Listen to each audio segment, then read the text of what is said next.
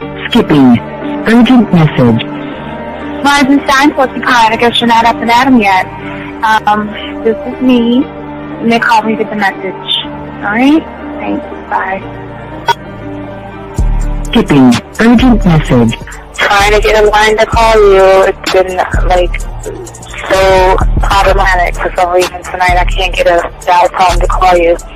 So this is my fourth location, and the phone went through. I couldn't talk about it because it was right there. So if you haven't gone to sleep, call me back. Thanks. Bye. Just wanted to say goodnight anyway. Alright,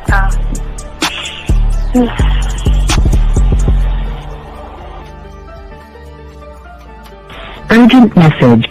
Hi. I hate that your phone keeps rejecting me. You must have a really bad connection. Anyway, I don't know. It's 11:42. It's not even late. So if you're not asleep, call me back. Right, bye.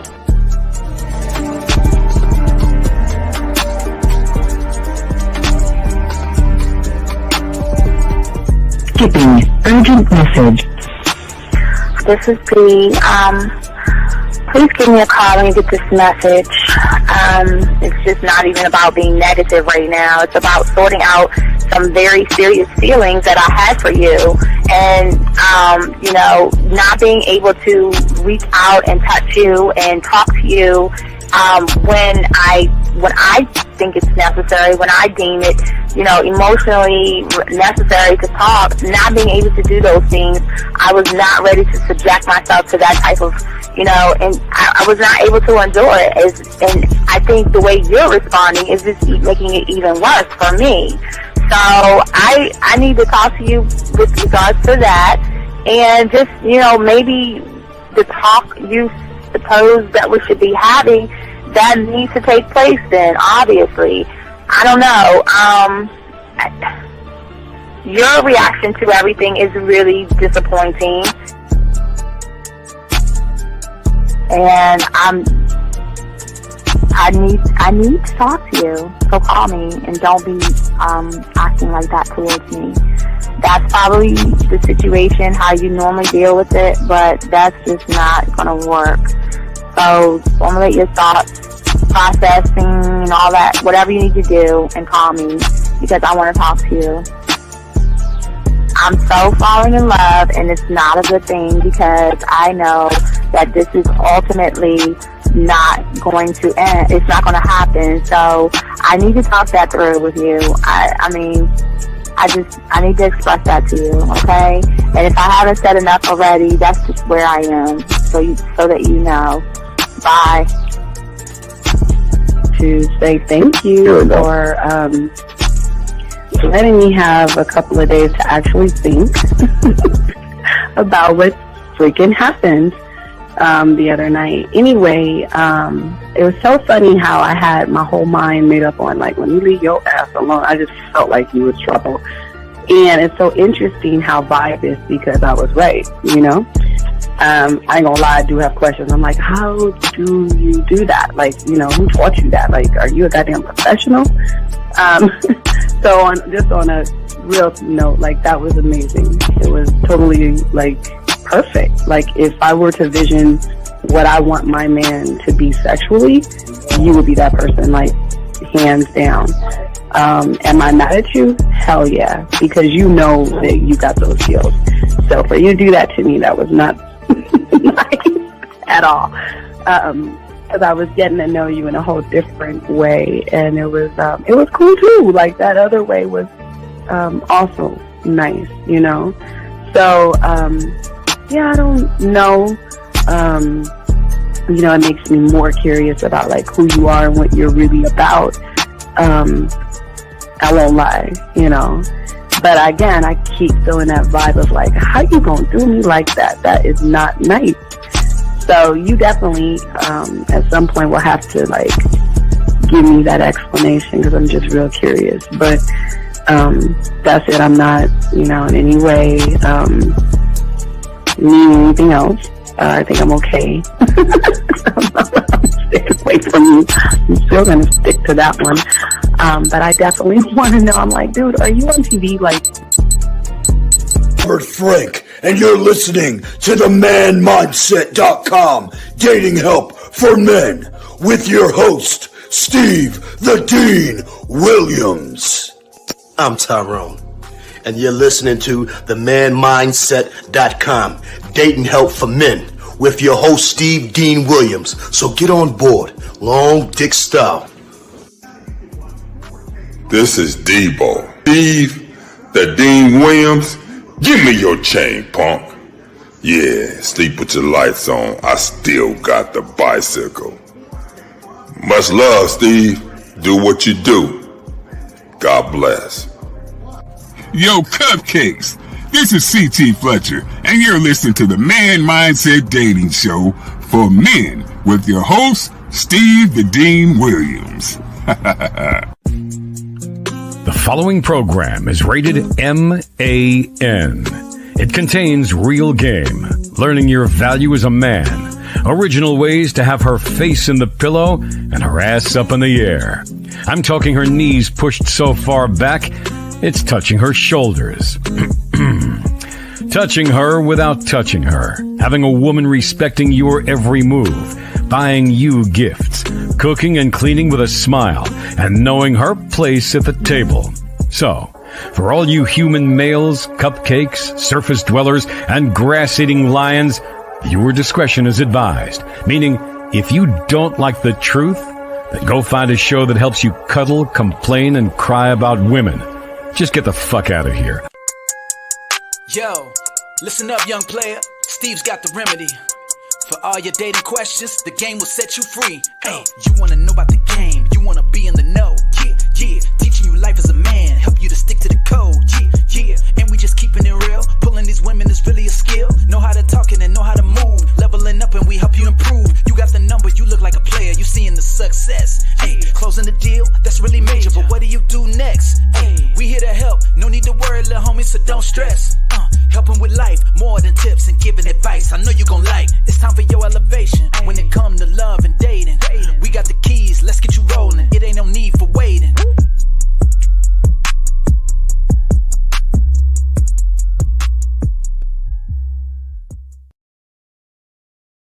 Sheer.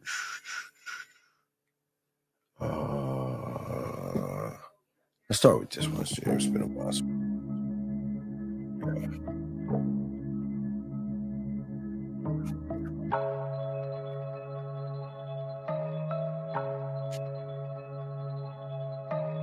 Ooh, that booty. I want to tap it. We the people tapping that booty. Hooray, hooray, that booty. Ass is popping. Put here for you and me, sweeter than a lemon tree. Ooh, that booty. I will always want that booty. All right, gentlemen, what's going on? It's your boy, the Dean. Class is in session. Shout out to all my dogs out there. How y'all guys doing, man? Guys, we ask all you guys out there, if you have a question, please put a Q in there. But first and foremost, I want to say thank you to all those who have liked, subscribed, and got the notifications. Gentlemen, I want to say thank you to each and every one of you guys. We are here for you guys out here to chop it up. And we're going to talk about the change that you need to make to begin the process of winning in the dating game. So, gentlemen, if you guys have a question, like we always say, go ahead and put a Q in there. Lines are open, 833-859-8744. And if you have a text message, you're texting a woman, you don't know what to do, go ahead and let us know. We might need more thing. But the thing about the game, gentlemen, is that you should be able to ask questions and get the answers off the top of your head. And that's what separates us from everybody else. Gentlemen, also, don't forget, this is our last. We're down to about 6 more days left of the birthday package, gentlemen. So we just want to make sure that y'all guys know that. But gentlemen, please ask your questions. We got a good show, but we want to definitely chop it up and break it down. So let me turn down the music. So for all you guys out there, so let's look at the game and let's look at where we're at, gentlemen. For many of you guys, have you ever had, gentlemen, an unsettling realization and actually just be honest with yourself and say that you have no idea who you really are? And have you ever thought what it would be like if everything you thought you knew about yourself was just the beginning of yourself, like the tip of the iceberg? So what we're going to be talking about is what it means to go beyond what it is you're thinking, to go beyond what we always say, your mindset. Okay. And in order to do that, now, again, I want to use me as a prime example of, thinking I knew something at 9, but I didn't know what I didn't know. Right. But once I became a student of the game, it allowed me to access and unlock my talents, my abilities, and there were no traits in me. It was an unlocking mentality that some of us don't see right now, because many of us, because of how our mind is, we're going to be talking about today, but how you see the world is very important. Let me grab this question real quick. Area code 647. What's your name, sir? What's your question? 64. Let me see. Maybe it said 647 going once. Oops. Hello? Yes. What's your name, sir? And what's your question? My name is Matthew. Good evening, Steve. How are you? Sir, yes. Are you on your speakerphone, sir? No. Okay. Can you speak up a little bit, please, so we can hear you? Can you hear me now? Yeah. I'm making sure everybody can hear you. But what's your question? What's up, buddy? All right. So I watched an old video that you did with Ty. Yes, you were sir. Speaking about the blacksmith. Yes, the blacksmith. Yes. And then so you said in order to begin the process of even knowing how to use the blacksmith, one Yes. must surrender to himself. Right. So Could you? Yeah. Okay. So What let me does that tell. mean? I'll give you an example of your blacksmith, and we've all had that example. Okay. So when you started elementary or first grade, okay, let's think about first grade. Yeah. So when the teacher started explaining numbers to you, or we can go to second grade when you learn how let's go addition. All right. So your teacher gave you information, and in order for you to process it and understand it, it had to be from you and you alone. And that's where the blacksmith comes in at. So what your blacksmith does is take information that is coming to you and it interprets it only for you and you alone. Okay. And then from that point right there, that's where, based on the interpretation or you studying, if you're going to be able to hold in the knowledge, because think about this, the teacher in school would say one thing, you know what I mean? He would say, okay, this is 1 + 1 is 2, right? And he will send that out to the whole entire class. You see what I'm saying? And everybody that retained. Now remember, and this is just like with school itself, that some people are going to retain information because they're paying attention. Some people are going to be 50-50 because they'll pay a little bit of attention. And some kids are just off daydreaming where they miss the information totally. But once the teacher puts out the information to you, it's how you retain it. And that's where the blacksmith comes in at. But the blacksmith has to come in at where you have to have a trust for yourself to interpret information, not to mimic another man, not to be like another man, but the information has to be for you and you alone. And the biggest part why many don't have a blacksmith is because, with the red pill and the manosphere, they're teaching you not to think for yourself and not to create for yourself and not to be accountable for yourself. So over here, I'm saying that once you learn the game, you will create a blacksmith. I mean, you have one. Please understand, you have one, Now, your blacksmith, you have two different ones. Now, from everything outside of women, you have something that works for you. But you have a blacksmith like that a job and right. So what you're doing is you have a blacksmith that is trying to cut a cake with a hammer. You know what I mean? It's like it's like you're really off. You know, it's like he doesn't have the right tools to give you the right knowledge, to give you the understanding. And that's why your mindset is where it's at right now for a lot of young men. A lot of young men, you can always tell how messed up they are, and that's not a bad thing, by how they think, how they talk, and how they ask things. Like we were talking about before, you can always tell they're always asking about other men. They're always worried about what's going on with another man. You know what I'm saying? It's so you can always tell, and not only that, women can also tell too, but I'm just saying for you that you can always tell somebody's mindset is all messed up when they ask questions about things that are not even relevant to the person. Right. Yeah. You see what I'm saying? It's so like for me, I'm real quick. I know you had something to say, but real quick. So what I'm saying is that I never asked another man what is he doing tonight, or unless we like going to a party or something like that. But we're in a time right now where young men are just asking questions about other men, and like the information. What is the information? Why is that relevant to you? Right. Because think of what I'm saying. If I give you information, the reason why it's not supposed to work perfectly is because, like you were saying before, the blacksmith, it has to go through your interpretation so you can have more of an understanding. But see, you can't have an understanding of something if you don't have a mentor to show you how. That's like you going to school and saying, okay, I'm gonna learn algebra in second grade because I just want to learn it, right? You know what I mean? So yeah, does that make any sense? Okay. Yeah, it does. So you said you take, like, how you give the example of how you'd be in school and you take information from the teacher. Yes. And the way the teacher would test, if your information is accurate, they would give you like a test. It's a test. Like an exam. Yeah. So how do you like test? Well, no. Here's the best. Here's your blacksmith. No. Here's the best thing about the exam. The exam is actually a self-test.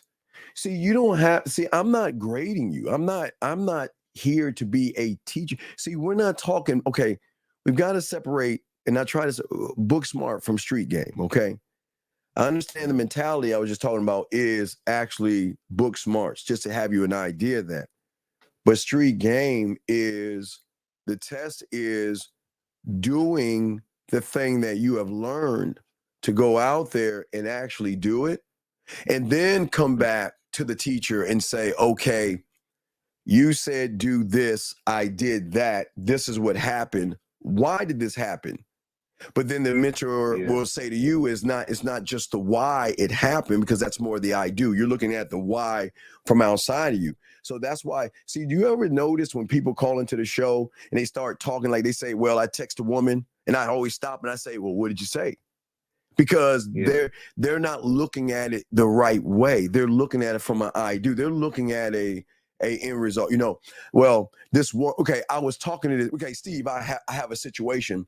Because they're looking at the situation as the end game, and the biggest problem is they're looking at the end result, not knowing that everything they do from the point of the interaction with the woman creates the end result. Does that make any sense, big guy? Kind of like how K-Zag was saying, like you follow like dots on a book to create a pattern of an animal that eventually you would see. Well, yeah, well, no, I'm saying, okay, so look at it like this. Okay, I was trying to talk to a woman, and she said, well, I'm like, okay, well, let's stop here, because they get frustrated because their mindset is, Steve, I need you to answer the end result, but I am answering the end result on a level that you don't even see. See, they're saying, well, Steve, I have this situation. I did that, and this is what happened with the woman. What could I have done better? Okay, so that's the looking at it from the I do. When the gentleman says that I'm talking to her and I text her and I said this, they leapfrog over the vital information. That's when I say, I say, what did you say to her? Because everything that you say is going to combine to the end result. Right. You see what I'm saying? Yeah. And that's me looking at using the blacksmith. So that's me looking at the interpretation you have of the world based off a blacksmith that you don't even know that you have. Right. Does that make any sense? Okay. Yeah, it does. I have another question. Sure. You always say we should always do sound checks. So currently I'm working like on poetry. Yes. Is there a way I can sound check my poetry? Well, it's not about sound. It's not actually sound checking you can. Let me show you how you can do it. Find the next poetry slam or whatever and get your ass on stage and recite it. Okay. I mean, that's the only way you can sound check it. You have to be able, see, this is the thing about the game. If you can't get on stage and recite poetry to a bunch of strangers, which is more women anyway, and this ain't for you, you know what I mean? So I had to work on the poetry, but then I had to perform it. I had to get on stage. You perform poetry? You goddamn right, man. I used to, now, you know, I'm old, so I used to have not a karaoke box, but a little boom box. And I used to make music and I would put it on a tape. Now I know y'all disc and download people don't understand. So it was a tape that I had to put the tape in, push it and press play and the music would play, or I have to give the tape to the DJ and he would have to play it. But I would always do my poetry over music, but I would always perform it on stage. So yeah, that's and yeah. What's up? Okay, so you also said sorry, I can hear myself in the background. Am I good? Yeah, you're good. We're listening. What's up? Okay. Yeah, so you also said we should always know the why. Yes. So when I'm writing my poetry, should I always answer the why per everything? statement? You have to know the why to everything. See, I wasn't I wasn't writing poetry for women. I don't write my poetry for women. I write my poetry for my culinary school and my drug lab and sexual parts of me that I can utilize that and come up with ideas, thoughts, and things that I can utilize whenever I'm in a situation with a woman. So it's not real. It's not. I'm not writing for her. I write for myself. I'm sorry. How is that not writing for the woman? Because when I create it by myself. I create it by myself. It's a thought. It's saying, okay, well, like a sound check. Okay, so as I say, a sound check. You know, walking. You know, her coming through the door, right? And you looking her up and down, you hugging her, twirling her around, grabbing her hand, walking her through the door, right? Something like that, right? Yeah. So from poetry, you know, as I open the door and look at your beautiful curves, I take a step back and smile. And the connection that we have from my eyes to yours is drawing you closer into something that we're going to create together. And as we begin to take this time, I know there's nervousness in you because after I grab your hand, I can feel a small tremble in your hand, but I relax you by going closer to you and bring you closer to me and let you know that tonight is going to be a sexual safe night of fun. And you see what I'm saying? So I'm just going off the top of my head. You answering the why. Right. Yeah. I'm just going off the top of my head. So okay. Yeah, that was just off the top of my head. So what I'm saying is that, like if I created that, right? So I can create the moment that she knocks on the door because I've just created it with the poetry. It's just I create the poetry, but the poetry can also connect with me opening the door or her masturbating. It's the same thing. And you see how you like painted a picture? Yeah, yeah. When we're painting the picture, we should always go like into the background and kind of see ourselves in the environment. Yeah, well, yeah, I don't want you to see yourself in the environment. I don't want you to see yourself in the environment. I want you to be the environment, sir. What do you mean be the environment? I'm the environment. Think about Sexoween. We'll drop that in September. So I'm saying that, okay, so since I was young, I would always go to haunted houses, right? We all have done that, right? For Halloween, right? And haunted houses, if you go in a haunted house, every area in a haunted house has its own what? Theme, yes? Right? Yes, I'm sorry. Right. Yeah.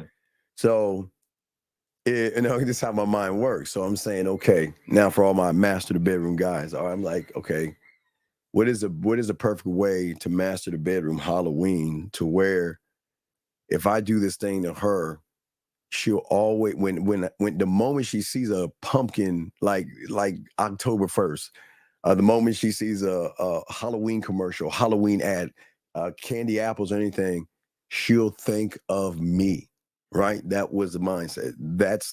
I want to capture and conquer. So I said, okay, well, you know what? Instead of taking her to a haunted house, well, the thought came in is why not create a sexual haunted house? And then from that, okay, well, if it's a sexual haunted house, that means it has to be a ghost, right? And if there's a ghost, then that means that, hey, you know what? Yes, there's this ghost. Wait, let me see. I'll show you I'll read it to everybody. The Sexaween, but I mean, I'm just trying because I wrote this. Let me see if I can find that shit. But I'll read it to you. Hold on a second. Let me see. That's not it. So I'm reading to you. But what I'm saying is this is from the thought process. So where is it at? Hold on a second. So okay, here it is. So this is the theme that I tell you guys to do it. So I have a sexual confession to make. Okay, please don't judge me. But each year around this time, he awakens, right, and does everything in his power to keep me up at night. I thought I'd invite you to my place. Pick a date, pick a time, and you can make it, right? And the thing is that I'm creating an invitation, right? I'm creating an invitation that that has a story behind it. So there's a sexual ghost haunting my apartment, and I want you to come over. So then, like a haunted house, I thought about the themes. Okay, the living room will be a theme, the kitchen will be a theme, the shower will be a theme, the bedroom will be a theme. So I got the themes already set up, right? So from the themes, I've created every theme to have its own theme, like smacking and spanking and things like that. So I wanted to make the experience something that she's never had before. So it was from my imagination that I know no other man in the world has ever done this before because I invented it. So because I invented it, it will always give me an edge. Just that's why I give it to y'all for free. It will always give you an edge, just like the trick or treat game or the costume game. The costume game, it's how can I say this? The costume game that I have is a very scary thing for a lot of young men because a lot of young men are not used to women just coming up to them. And again, I had to create something. So I said, okay, well, okay. So what does everybody do on Halloween? They dress up in costumes, right? Right. So if everybody dresses up in costumes, I had to then come up with an idea saying to myself that, okay, well, how can I utilize dressing up in a costume to not only draw in women, but to have other women bring me more women? You see what I'm saying? So that's where I created the costume for you guys, but it works too good. And it works so well that a lot of guys get scared and nervous because they're not used to women just coming up to them like that. So you got to really be in this game. But I mean, that's what I'm saying. That's the thing that the blacksmith will do. It's all it's doing is creating the thought process. Right. That's what the blacksmith is doing. Yes, sir. All right. Thank you so much, Steve. All right. We'll throw you back in. I appreciate the call, buddy. Okay. All right. Thank you. Great call. All right. Here we go. Thank you, sir. All right, guys. Lines over. If you got a call in, let me see here. Let me see if you got any questions. I want to catch up. I'm sorry, I didn't catch up with your questions. I was over here talking and shit. The difference between the blacksmith and the scribe, the blacksmith interprets things. Okay. It takes information and it shapes it for you and you only. The scribe is somebody that you talk to whenever you have a thought. Like, okay, I want to talk to women. All right. So how am I going to talk to women? Why am I going to talk to women? well, these are the questions these are the questions that you write down. And then once you have that already together, you just do the thing that you say you want to do. And that's how it works. Let me make sure I didn't miss any questions. Guys, you got questions, please put a Q, and we'll be happy to answer any of your questions. So, but anyway, getting back to, I want to say, guys, lines are open. So what I was saying to you guys out there, especially with the game and everything, is that what I had to do at 9 years old was actually I had to empty my cup. Well, I didn't even know I had a cup, but I had to empty it once I started becoming a student of the game. And my thing was I had to do two things that most men don't do. And I had to create what I call opportunities. I had to also create challenges. Opportunities, gentlemen, and challenges, which is very, very important. The challenge is that creating my own competition. It's one of the greatest things that you can actually do, because as a man, we're not in competition with other men, but I always love to create competition within myself by making it more difficult for me to get something that I can easily get. I don't just want it handed to me. I want to make it more difficult, because the victory tastes that much better when it's that much more difficult. But also at that point to actually create opportunities as well. But also through those things, which most young men don't understand and don't see and cannot get, most young men don't ever try to thrive and learn continuous development. And the reason why they have so many setbacks, gentlemen, it's okay. Setbacks to a man is a learning process, but setbacks to an average guy is an excuse to get angry, mad, and bitter. And that's what we're actually going to be talking about today, because many people out here, this is why it's important that we're talking about going beyond the mindset, the journey that you have to take to unlock you, because the journey, a journey that most young men think they're going on is a journey of just doing more damage to themselves, because they are so busy regurgitating and following content creators who are not teaching them anything. And when you start to become a student of the game, you have there is no choice to stay still. You're not allowed to be in your comfort zone. I'll give you a prime example for many of you guys. If any of you guys taken a foreign language, okay? If any of you guys taken a foreign language, now I don't know if they do it now, but I know they did it back then. Y'all can correct me if y'all know what I'm talking about now. I don't know if they do it now, but I'll give you an example. So if you're going to learn a foreign language, the moment you walk in that classroom, they yank you out of your comfort zone of speaking English, and they'll talk to you and start speaking to you in the foreign language that they're trying to teach you. That's how they'll do it. They will begin the process. If it's Spanish or French or German or whatever it is, when you get in that classroom, I don't know if they do it now. I'm saying back then, I don't know if they do it now, but once you get in the classroom, they are getting and yank you out your comfort zone. Because the English, to most people, that's your comfort zone. But when you learn a foreign language, that pulls you outside of your comfort zone. And in the only way, and that's what we're talking about, moving beyond the things that you think by going outside of your comfort zone. The longer you stay in your comfort zone, you're not going to have the opportunity to actually transcend past your limitations, your thoughts, your beliefs, and your responses.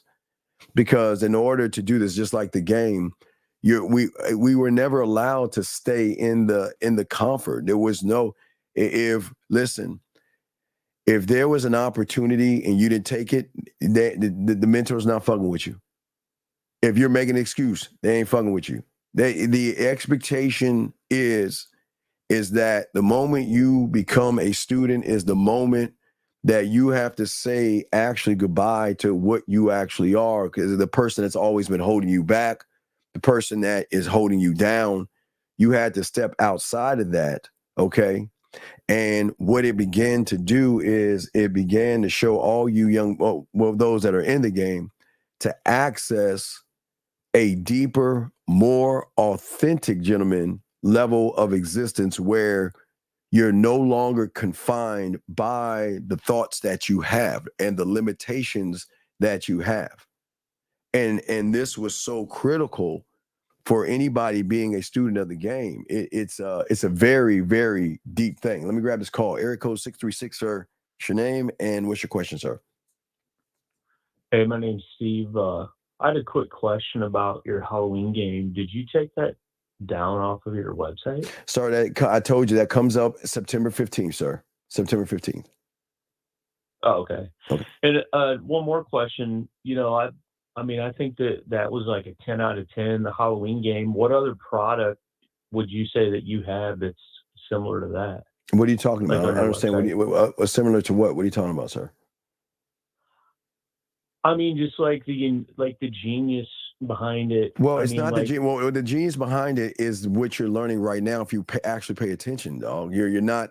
See, I am trying to position you right now for something that most of you guys will not be able to handle until you actually become a student of the game. Because every scenario I'm putting you into is going to force you out of your comfort zone, and you have got to move. Because if you don't move, you're going to mess everything up. So what you're doing, unfortunately, is you're looking at the trigonometry of everything instead of sitting and asking about the numbers and learning it that way. Because you're looking at what I appreciate what you're saying, but you're doing it all wrong. You're trying to be a surgeon right now. You're okay. Show me how I can do an open heart surgery right now. It doesn't work that way, and that's why we're doing it September 15th, because I'm at least giving you a month and at least a week and a half to get everything down, so you can't make any excuses, which most people are going to make anyway. No, I mean, I did it last year, and I mean, it was. I mean, you're definitely not making it up. I don't know. I don't make any of this up, dog. I don't have to make it up because I create it, dog. I don't have to make it up. But what's your question, though, buddy? So, like, what I was trying to mean was, like, on your website where the products are, like, which ones would you say you should start out in? Sir, I mean, how long have you been listening to me for? How long have you been listening to me for? Like maybe 5 or 6 months. Yeah, I don't think you have been listening to me 5 or 6 months. But in 5 or 6 months, you never heard me tell you to ask for your pathway. You never told me if you want to be a student of the game, send an email and ask for your pathway. You're telling me in 5 or 6 months that I say this all the time, that you've never heard me say that, sir? No, I have. So if you have, why are you spitting in my face and disrespecting me in the room by asking me that asinine question? And I don't understand. That's what I understand about you guys. If you know the answer, then why are you asking me the question? Yeah, I mean, I was just trying to get your input. No, it's not. I already gave you my input by telling you, okay, sir, this is what I'm saying. I'm saying go turn on a light switch. That's all I'm saying. You choose to turn on a light switch, but to come over here and say, well, what'd you say I should do? That's disrespectful, big dog, okay? So I'll throw you back in. You know what to do, and I appreciate your call. I can't. I got to keep going. Gentlemen, y'all have to understand, everything I teach you is original, dog, and people don't talk like this and teach y'all things like this. And I can't stand when people it's free information that goes beyond your level of thinking and you don't even utilize it. But it's your choice if you choose not to utilize it or not. But gentlemen, I appreciate the call, sir. Let me continue, guys. Class, let me see if I make sure I got any questions here. Okay. When I tell a woman I'm casually dating, does that imply I'm seeing other women?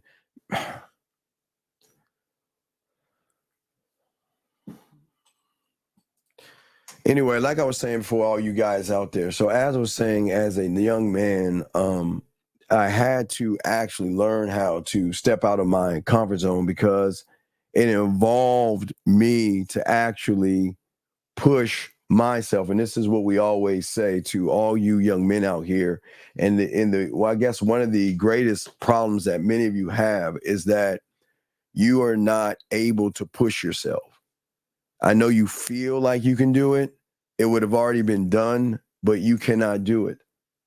And one thing that I had, and for me, that kind of separated me from you guys, is that I wanted to learn. I wanted to grow. I wanted to learn things from somebody that I've never learned before. Most of you guys don't think that way. So I knew from that point of stepping outside of my comfort zone to no longer be defined by the ego and the chatter that the mind has for many of you guys, because it's in the chatter, gentlemen, that slows you down.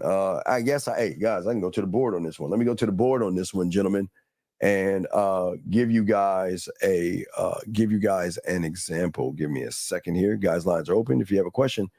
But I'll give you an example, gentlemen, of what hurts so many young men and slows you guys down. So for many of you guys out here, let's put it over here.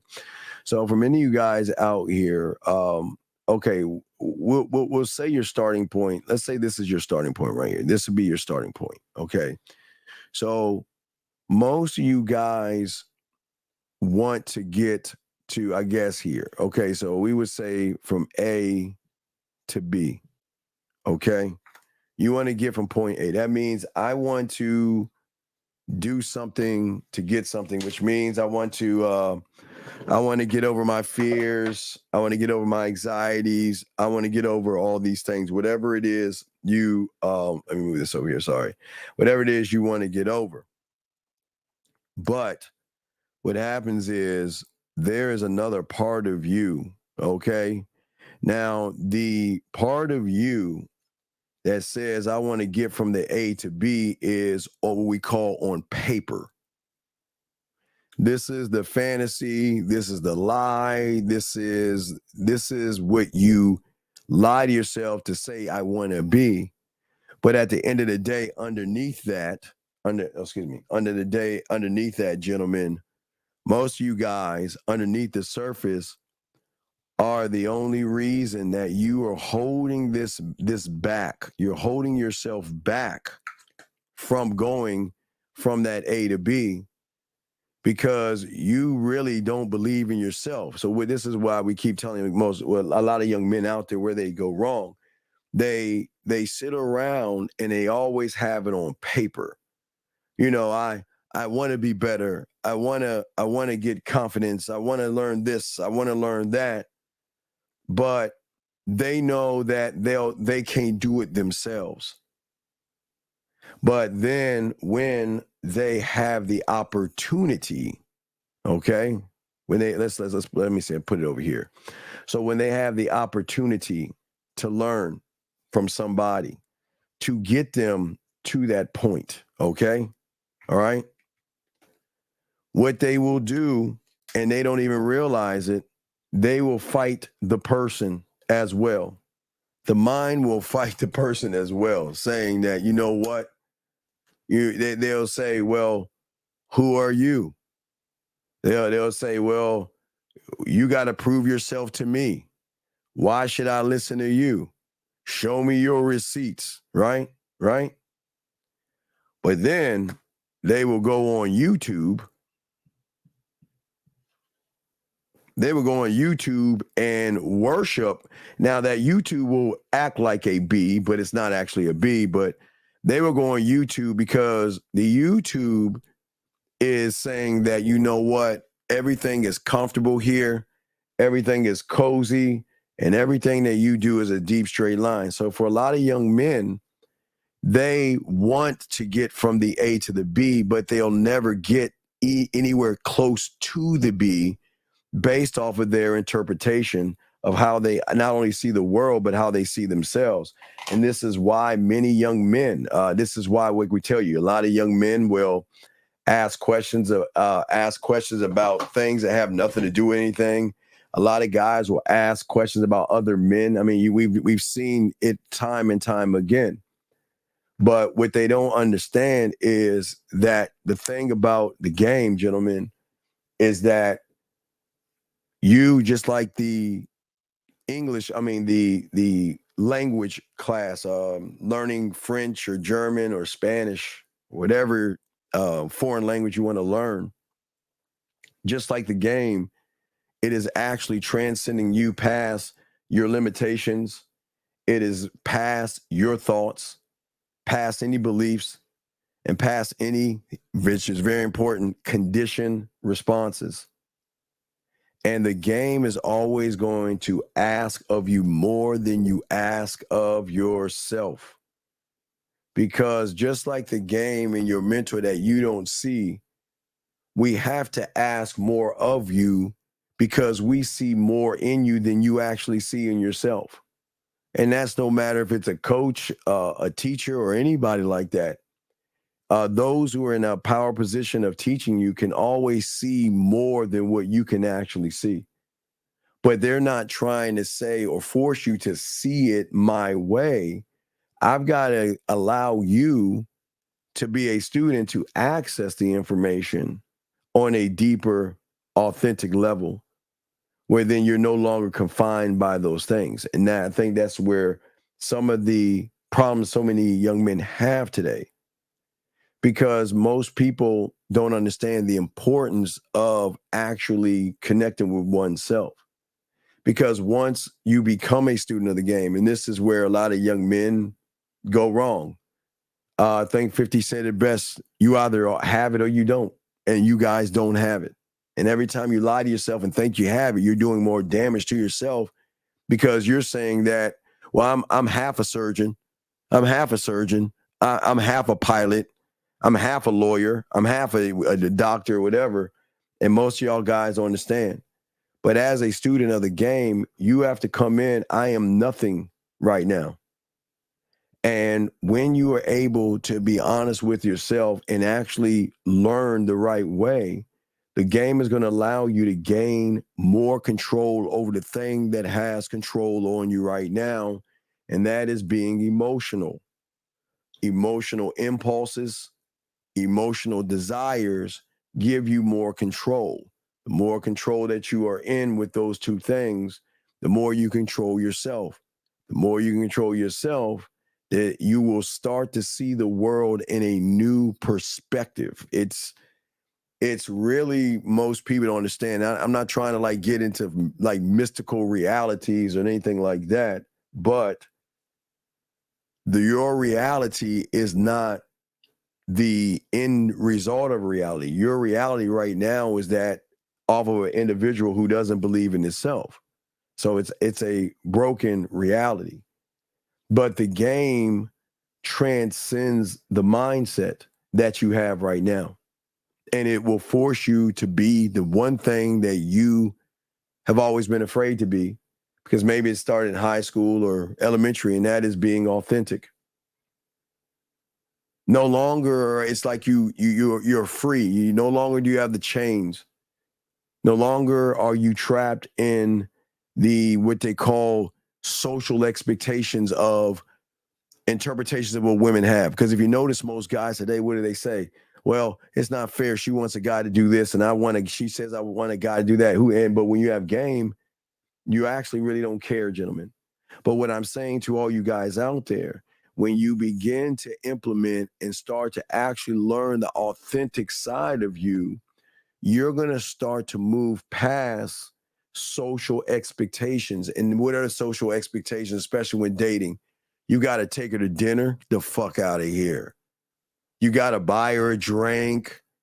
You got to kiss her ass. You got to run behind her and all this other silly shit that Hallmark.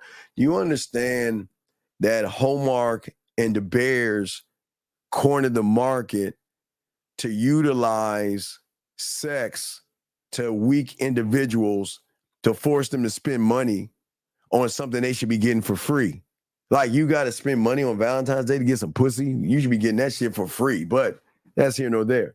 But what I'm saying to all you guys out here is that once you become the student, gentlemen, and once you shift the mindset, because you can't do this right now because you don't even understand what we're talking about until you become the student, you're able to do the one thing you have never done before. And that is create your own narrative. You can create your own stories and you can move your own way. Area code 417, what's your name? What's your question, sir? How can I help you? 417 going once? Hello? Yes. What's your name? What's your Hey. question? Hey, Steve, it's Brandon Alexander calling in. Are you on your speakerphone, sir? I wanted to ask a quick question real quick, tuning in. I remembered when you said that when we are being a student and we're staying out of our comfort zone and we're, continuing to surpass that and evolve and grow our comfort zone, how do we make sure, because I know your mind can trick you. Well, you ain't, but you're not out, but Brandon, you're not out your comfort zone. You're nowhere out there. Okay. Because I'm not going, you know what I mean? Fidgeting. You know what I'm talking about? Fidgeting. So you know what I'm talking about. But what I'm saying is you're not out your comfort zone. Because remember, I told you, see, what you did with the PUA stuff that you followed, red pill stuff that you followed before you met me, you dug your own hole the size of the Grand Canyon. And you're still trying to get out of that hole right now. So you can't create. See, the good thing, I guess it was good because when I was 9 years old, there was no God. The people we were around, our neighborhood, you didn't complain about women. People didn't complain about women. You either hung out with lions, sharks, and wolves, or you hung out with nerdy losers and shit. I don't mean to say nerdy. Nerds are not losers. I'm just saying like loser kids, weird ones and shit, right? So what I'm saying was we didn't have that kind of information out there.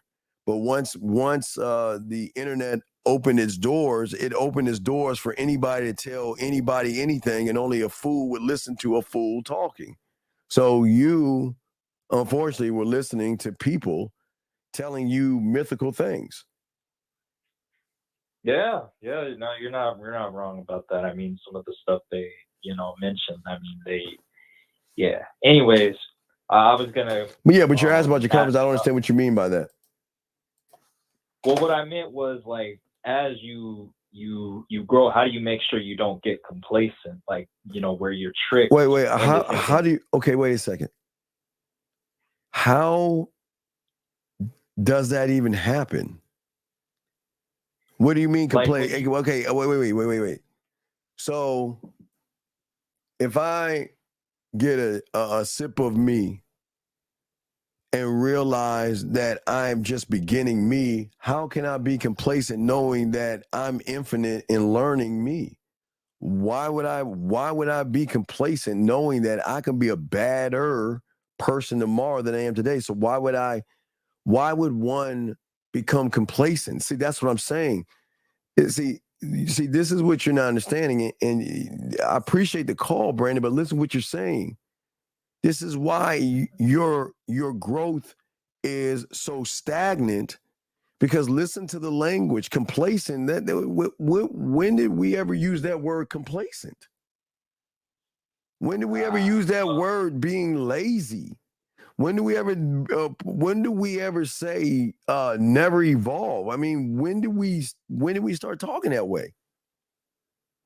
Yeah, no, I mean, we never. No, I never. You have. No, that's what I'm saying. Listen to what you're saying. Listen to what is coming out of your mouth. That it is somebody, and I appreciate your honesty, that does not believe, you do not believe in Brandon. Because you're staying in your comfort zone. And Brandon, you're not Brandon. They all do it. But here's good news. You're kind of moving towards that, but the majority of these males out here who can't get women and all that stuff, okay, is that all they're doing is showing women without showing them that you just don't believe in yourself. There's no, as a man, there's always a sense of urgency, not for women, but for more of the understanding of yourself. Yeah. You see what I'm saying? Does that make any sense? Yeah, that part makes sense. Right. So when Brandon, what I'm saying is So I remember, like I told you, 9, 10 years old. I used to talk to the older girls and all that stuff, right? Because I remember I told you challenge. I always wanted to challenge myself. That's why I always say if I meet a woman and there's a million guys, let me be 1,000,001. Because what I'm saying is that that's the standard I created for myself. I don't if all I do is just talk to women and can pull them like that, how am I challenging myself? What is the challenge of a woman easily giving me pussy and all that other stuff? There's no challenge to that. Now, for a lot of you guys hearing that, you always say, well, shit, I'll take that over anything. No, well, that's not game. The game is that I got to challenge myself, and it has nothing to do with the woman. It comes down to the personal standards that I set for myself. I'm all my behaviors are built on expectations. So kind of like a decision. Yeah, I made a decision to make a decision. Where you said, yes, this is where I'm going to grow every day, and you plan it yourself. Because that's all I can do, and my expectations are not women. See, most of y'all set expectations for women, then when they don't give you what you expect, you get mad. My expectations are set on my performance. How do I perform? Meaning, I know I'm going to talk to a woman, but I know when I talk to the woman, my interpretation. I don't mean to cut you off, but I wanted to ask so I can learn, so with those standards, is that what changes your habits as you continue? No. That's what I'm saying. We can't. When you get out of your comfort zone, why are you looking back at habits and excuses? And why are you looking back? There's no habits in the new comfort. I think I might go back to. No, Brandon. What I'm saying is, I'll go to the board. Let me go to the board while I'm talking to you, Brandon. You go back and listen to it. But I want to show people that are listening. Okay, so the problem is, let me go right here. So the issue, all right, the issue is this is the old you, and this is the new you. Okay, old you, new you, right?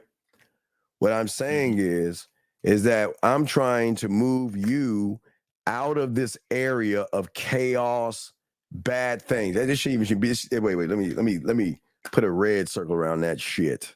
I'm trying to get you out of this place.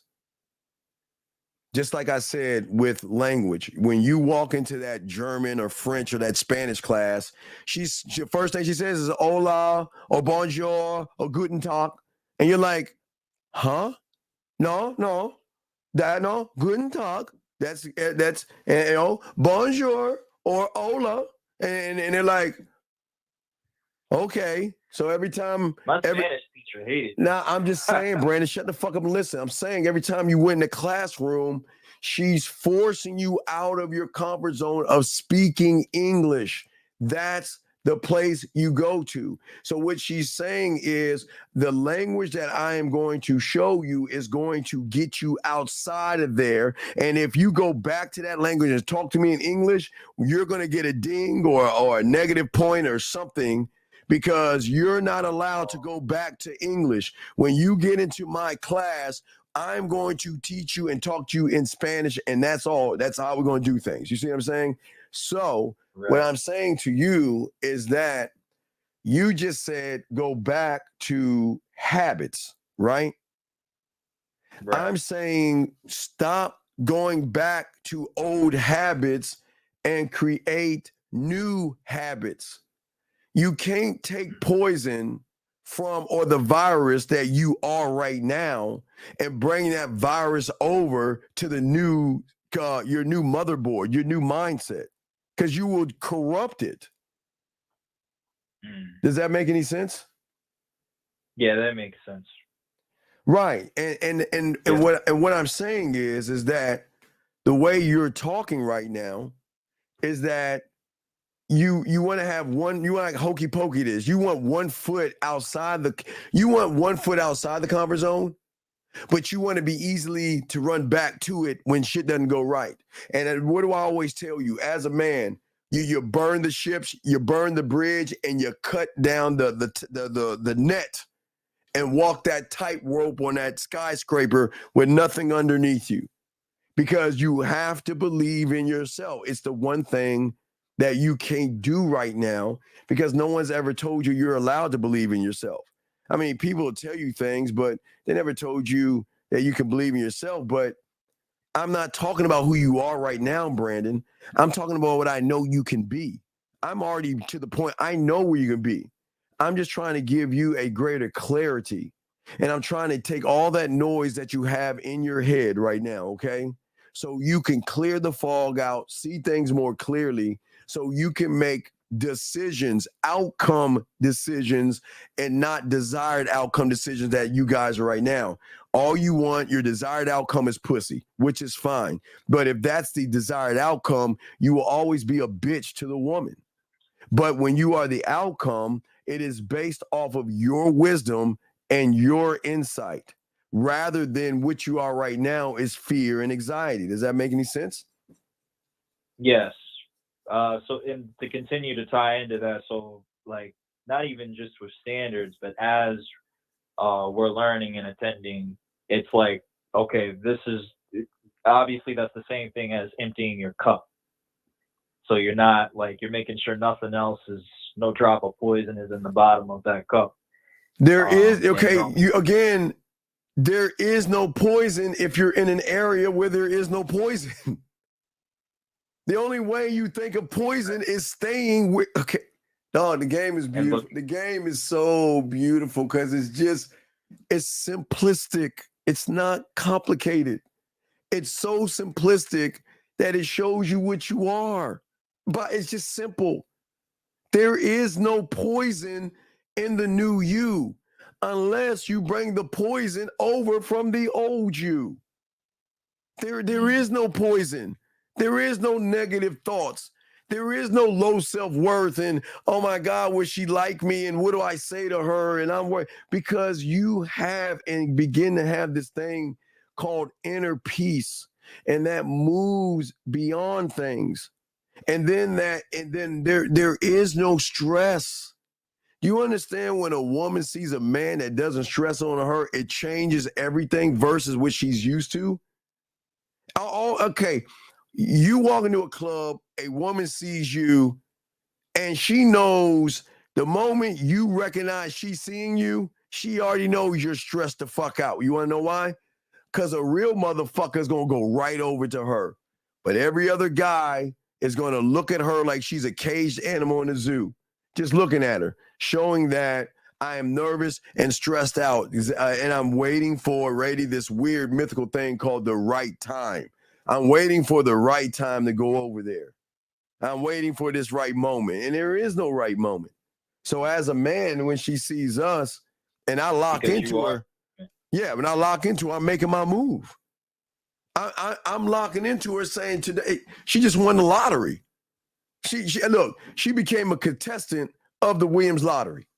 And that means that she's got an opportunity to get this dick.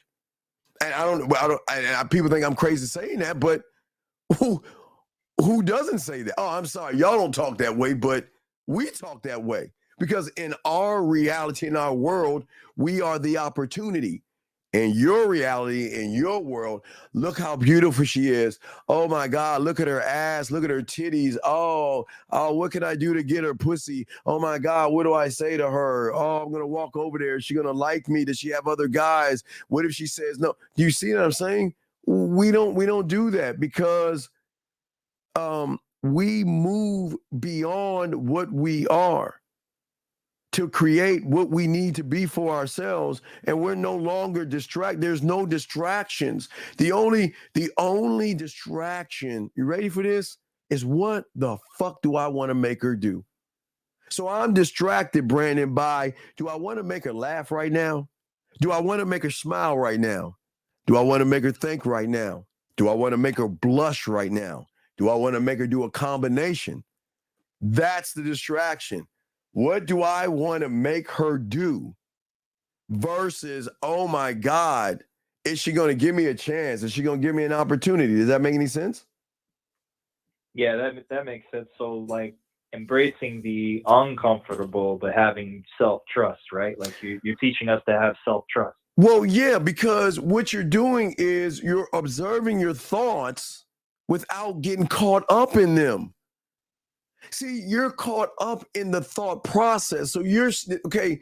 Remember I talked about the dots. You're not looking at the dots. You're looking at the lines. You're thinking too much. You're doing way too much thinking. You're like, okay, this is how far you're going down. You're saying, okay, well, and this is how the red pill gets y'all motherfuckers and manosphere. Okay, I see a woman. All right, you see a woman. Then you're like, all right, let's look at the first group of thought. Well, oh my God. Okay, your first group of thought. She's so pretty. She's so sexy. Oh my God, she's so fine. She's so this, she's so that, she's so this. Then that triggers the next door. Well, what I'm not. Well, I'm too short, too ugly, too old, too poor, too broke. I don't have a nice car. I don't have a nice place, and she might not like me. Then you shift to the next thought. Well, she looks like the kind of woman that would like 8 foot tall guy and all this other stuff. Then, oh my God, I can't even compete with a guy like that. And right? And then, all right, well, okay, I'm gonna go over there. But what am I gonna say? Because I mean, what happens if I say something to her and she doesn't like me? And what happens if I do get her and she likes me? What am I gonna say next? I mean, what am I gonna do? How am I gonna set up a date? What am I gonna say to her if I'm gonna date it? You see what I'm saying? You're going through all these things versus me. Right. Yeah, Brandon. Hold on, Brandon. Versus a man that says, I see you, it's go time. That's it. The end. I see you, it's go time. All I'm gonna do is give you an opportunity to fuck with me. The end. That's it. As I'm walking over. That is all I'm thinking. There is no ifs, ands, buts, maybes. No, I know what I need to say. I know what I need to do. And I'm never going to change what I say for any woman out there because they're not special enough for me to change what I say. And that's not being mean. That's your problem. See, you're saying, okay, let me show you what you're doing. Okay, let me go to the board real quick. For all you guys out here, let me show y'all the greatest mistake. Okay, hold on. Let me pull this up, guys. Let me show y'all something. Gentlemen, please. This is very important. All right, you know I can't draw women right, so I just always do this circle, and that's like the dress. So please, gentlemen, don't judge me, okay? You know, this is I got game, but I didn't say I was like a Disney, like Pixar motherfucker, so I'm kind of basic and shit. All right, let me show y'all. Let me show you one more. All right, so I'm gonna show y'all this is your greatest fucking problem. All right, which the problem is, okay? So you see a woman in a blue dress, a woman in a green dress, and a woman in a red dress, okay? Just follow me on this, gentlemen. You know I can't draw, so just follow me on this. So here's your problem. Your interpretation of the woman in a blue dress, you're going to talk to her in a blue dress kind of way. Then there's a woman in a green dress, and then you're going to talk to her in your interpretation of a green dress kind of way. And then there's a woman in a red dress. So you're going to talk to her in your interpretation of a red dress, and that's where you go wrong. Because you're saying that, wow, she's got ass, she's got titties, and she's got a combination of both. Man, oh my God. So I've got to talk to the blue one different from the green one, from the red one, right? But when you are a motherfucking man, you're saying, okay, I see her in the blue dress, I see her in the green dress, and I see her in the red dress. And you know what? I'm not changing what the fuck I say to them. Why should I change what I say to them? That means they have so much power over me. They're making me, okay, that's okay. All right, count to 5, Brandon. Count to 5. 1, 2, 3, 4, 5. Now that's the law. Wait, Brandon, that's the law, rule, and code. It will always be 1, 2, 3, 4, 5. Am I correct? Yeah. It'll never change. It will always be 1, 2, 3, 4, 5. Yes? Yeah. So in your world, you're like 1, 6, 4, 9. You're like 3, 4, 5, 7, and you're like 2, 3, 1, 4. So you're saying that based off of what I see, I've got to change the numbers up. But a man is saying who is one thought, one mind, one way. He's saying, why do I need to change the numbers when I can talk to them all the same? Because the only different thing about these women are the dresses that they have on their body. Don't they all have titties, Brandon? Yeah. Don't they all have They all asses, have Brandon, ears- and hips ears and and thighs? numbers. They all have the same thing. So why do I have to change what I say to them when I believe in myself enough to talk to each one of them the same? Because if I talk to them the same, then they can give me the determination of who's worth my time and who isn't worth my time. Oh, wow. And I talk to them the same. So I talk to the green one. She says she has a boyfriend. Talk to the red one. She says I'm not interested. Do you think I give a fuck about what they saying? Or as long as I do what I say I need to do? Because after I go from the green one to the red one, I'll go to the blue one. And she might be down. But I don't get mad at the greens and the reds.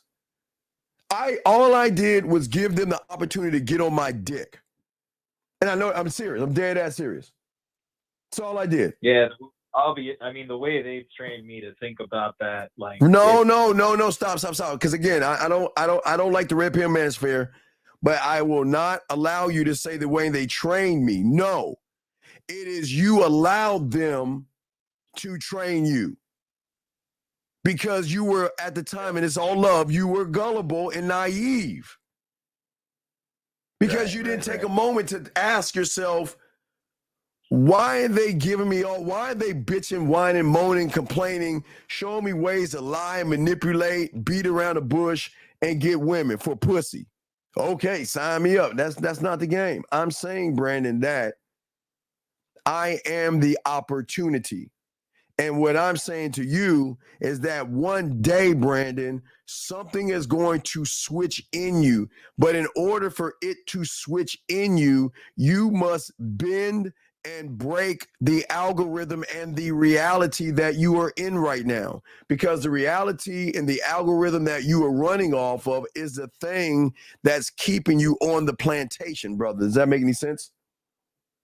Yeah, no, it makes heavy sense because I mean, I can see like some of the damage done when I, go out and stuff, because my mind just. No, but see, that's what okay. This is what I'm saying. Okay, the guy asked about Scribe, right? See, this is how it goes. All right, let me show you Scribe. So I'm okay. Let's say that I'm in the shower. Okay, I'm washing I'm in the shower. I'm in the shower. I tell you, shower, peroxide, the mouthwash, and I brush my teeth at the same time. I'm wash my face, all that stuff, right? Okay. I have a thought, okay? Scribe. The next woman I see, I've got an idea of what I want to say to her. And I'm going to say this to all women. This is the thing I'm going to say. Created the bid, right? Created the bid, right? Now, once I scribed it and created it, then I have to go to my cult. All right, I got to go to my cult. So the next step, once I scribed it to myself, is to go to what? First thing I need to go to is what? My marketing team. Here's my idea. Now I've got to sell me. I've got to sell the idea of what I said in the shower to me. I didn't say anybody else. I didn't even say I had to sell it to women. I've got to sell it to me. So then once I sell the idea to myself, then I've got to pull up the board of directors. Okay? I've got to pull up the guide. I got to pull up the studio. I got to pull up my culinary school. They sitting there. Sexual amusement park. My drug lab. All them motherfuckers are sitting there. So we have got to come up with an idea or thought of not only what I'm going to say, why I'm going to say it, right? And can I defend it and stand on it? Okay, now, Brandon, once that's lined up, now it goes to the higher ups. I didn't mean the board of directors. Now it goes to I got to take it to the Senate now, right? I got to go to my government and say, look, from this point on, I am going to say this to every woman I see, no matter what the situation is. And thus, then, once I got it locked in and I see a woman that I feel deserves my dick, let me stop there and say it again.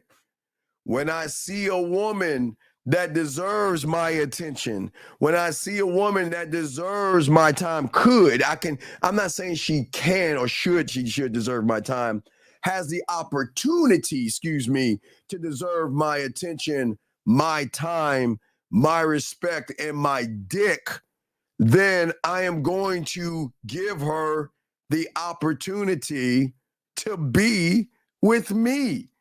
And I know this sounds arrogant as fuck, but if you don't think this way, get the fuck out the game. There's nothing arrogant or mean that I'm saying right now. There's nothing. Listen, there is drop my dang. Hold on a second. And Brandon, there is nothing that I'm not disrespecting women. I'm not saying anything mean about women or anything like that. I'm just being straight the fuck up. That's how I feel about myself. Because I know. Now, wait a second. Now, wait, watch this. Now, why am I allowed to think that way? Okay, right? Why am I allowed to think of it that way? Because I know she's never met a guy that thinks about the diamond ice cubes. She's never met a guy that thinks about the colored lights in the shower. She's never met a guy about who has the wine above his bed. She never met a guy who can take a thing of Grand's muffins and is so motherfucking cold with the goddamn game, he can take just a thing of Grand muffins and create a dessert in which we can have, look, I could put this on her body and eat it off of her, or we can enjoy that. You see what I'm saying? She's never met me before. So if she's never met me before and I'm the only one of my kind, don't you think I should be a little bit arrogant because I believe in me? That doesn't make me a dick, but it makes me a dick because only dicks, assholes, villains, cocky, conceited, arrogant jerks think that way. And those are the ones that's getting the pussy easily. Does that make any sense? Yeah. So what I'm saying to you is that this is where you're going wrong, my friend. Okay. And it's not a bad thing.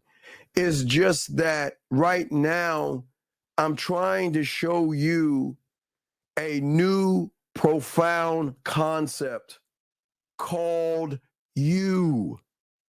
It's one of the greatest concepts in the world that nobody else, only those who have game, can show you. I didn't say red pills, and I didn't say hypergamy. I didn't say looks maxing. I didn't say no fap, don't jerk off. I shut the fuck up. I didn't say money, clothes, or status. I didn't say Riz or handsome man game. I said the profound concept called you. The one thing that you don't even fucking know about.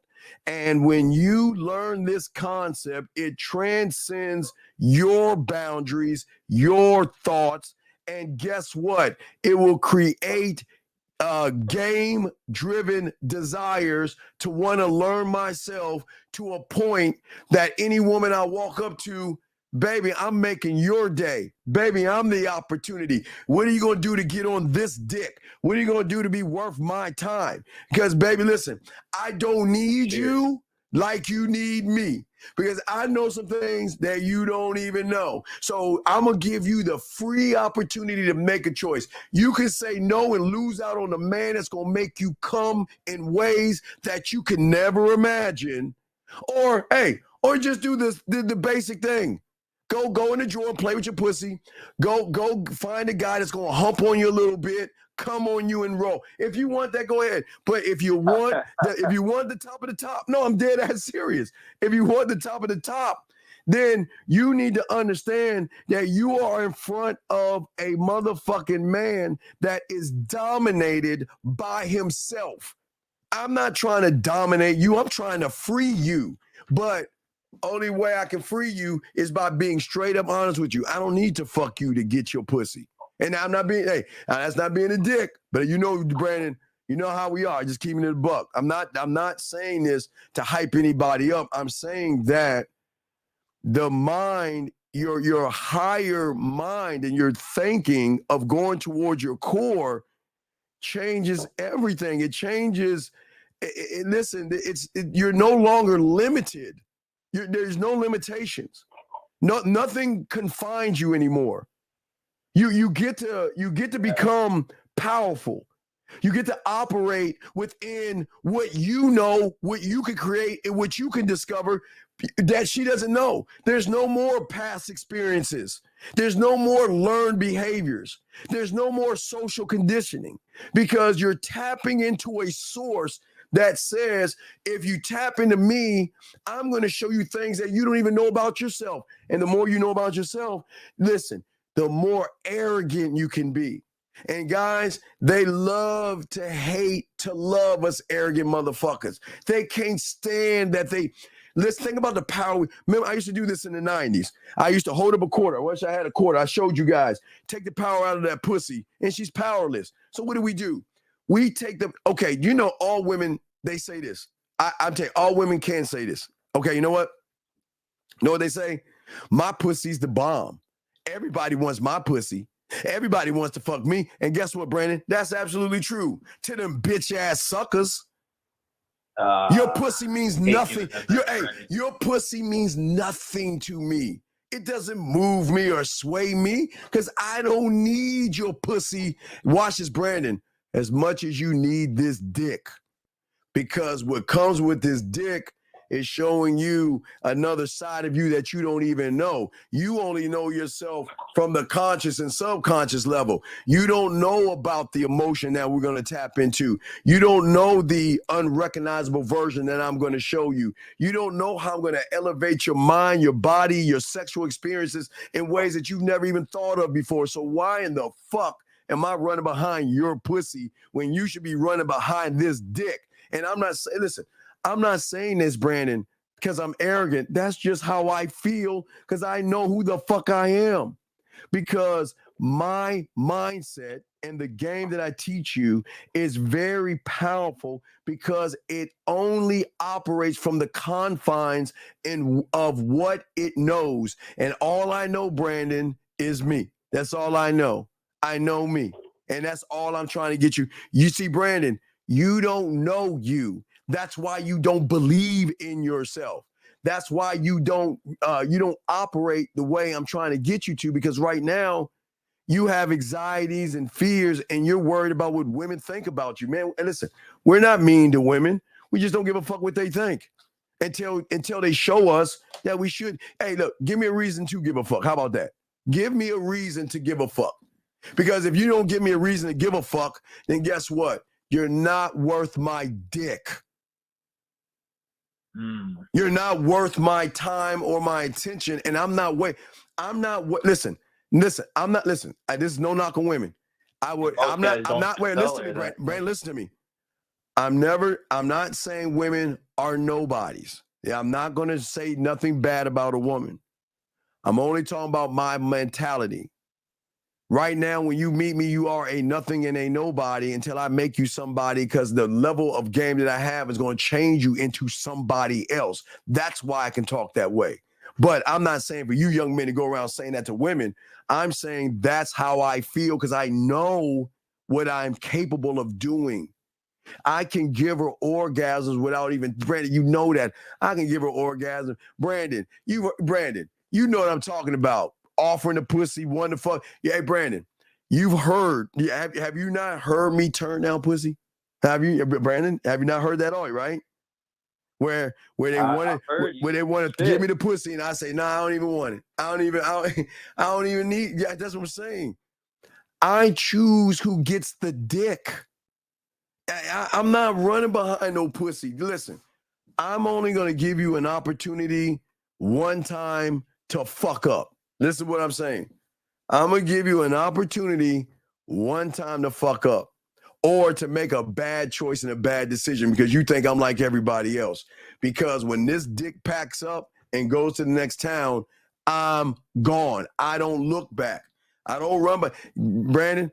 I never run behind them. They will always come back to the source because they're not used to somebody saying goodbye to them the way a real man does, Brandon. Does that make any sense?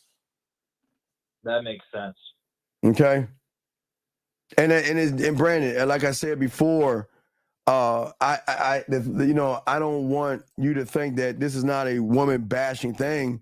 I'm just saying that what you got to look at when you look at yourself, Brandon, just you, looking at you, okay?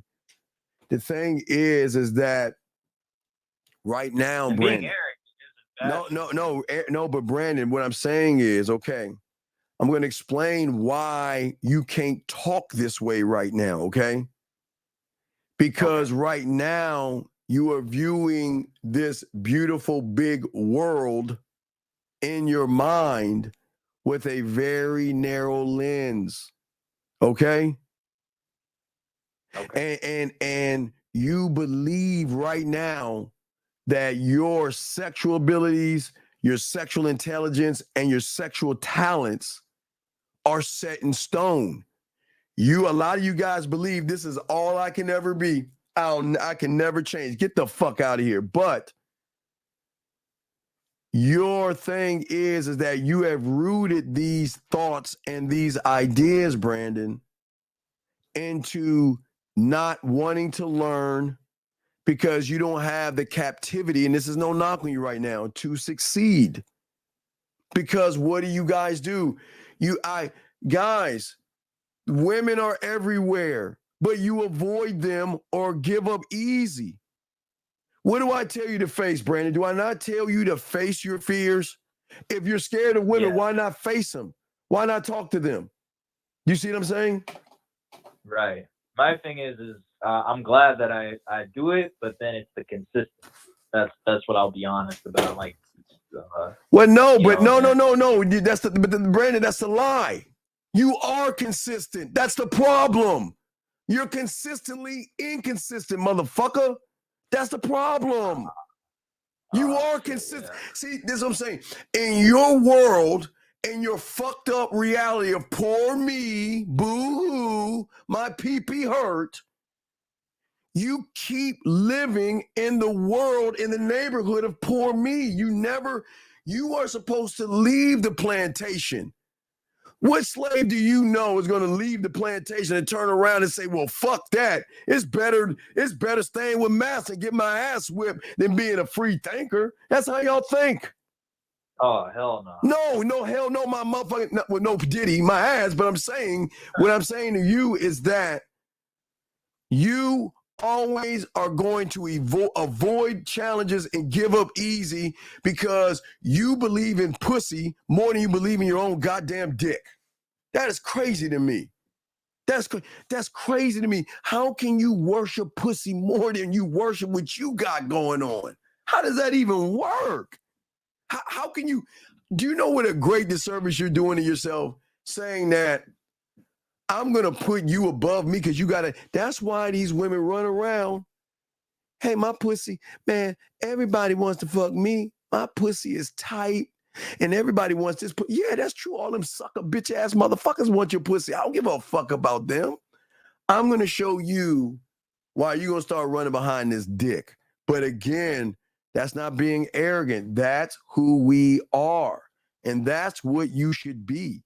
You should be the person that, see, the thing is that you're too busy rationalizing everything versus doing anything, okay?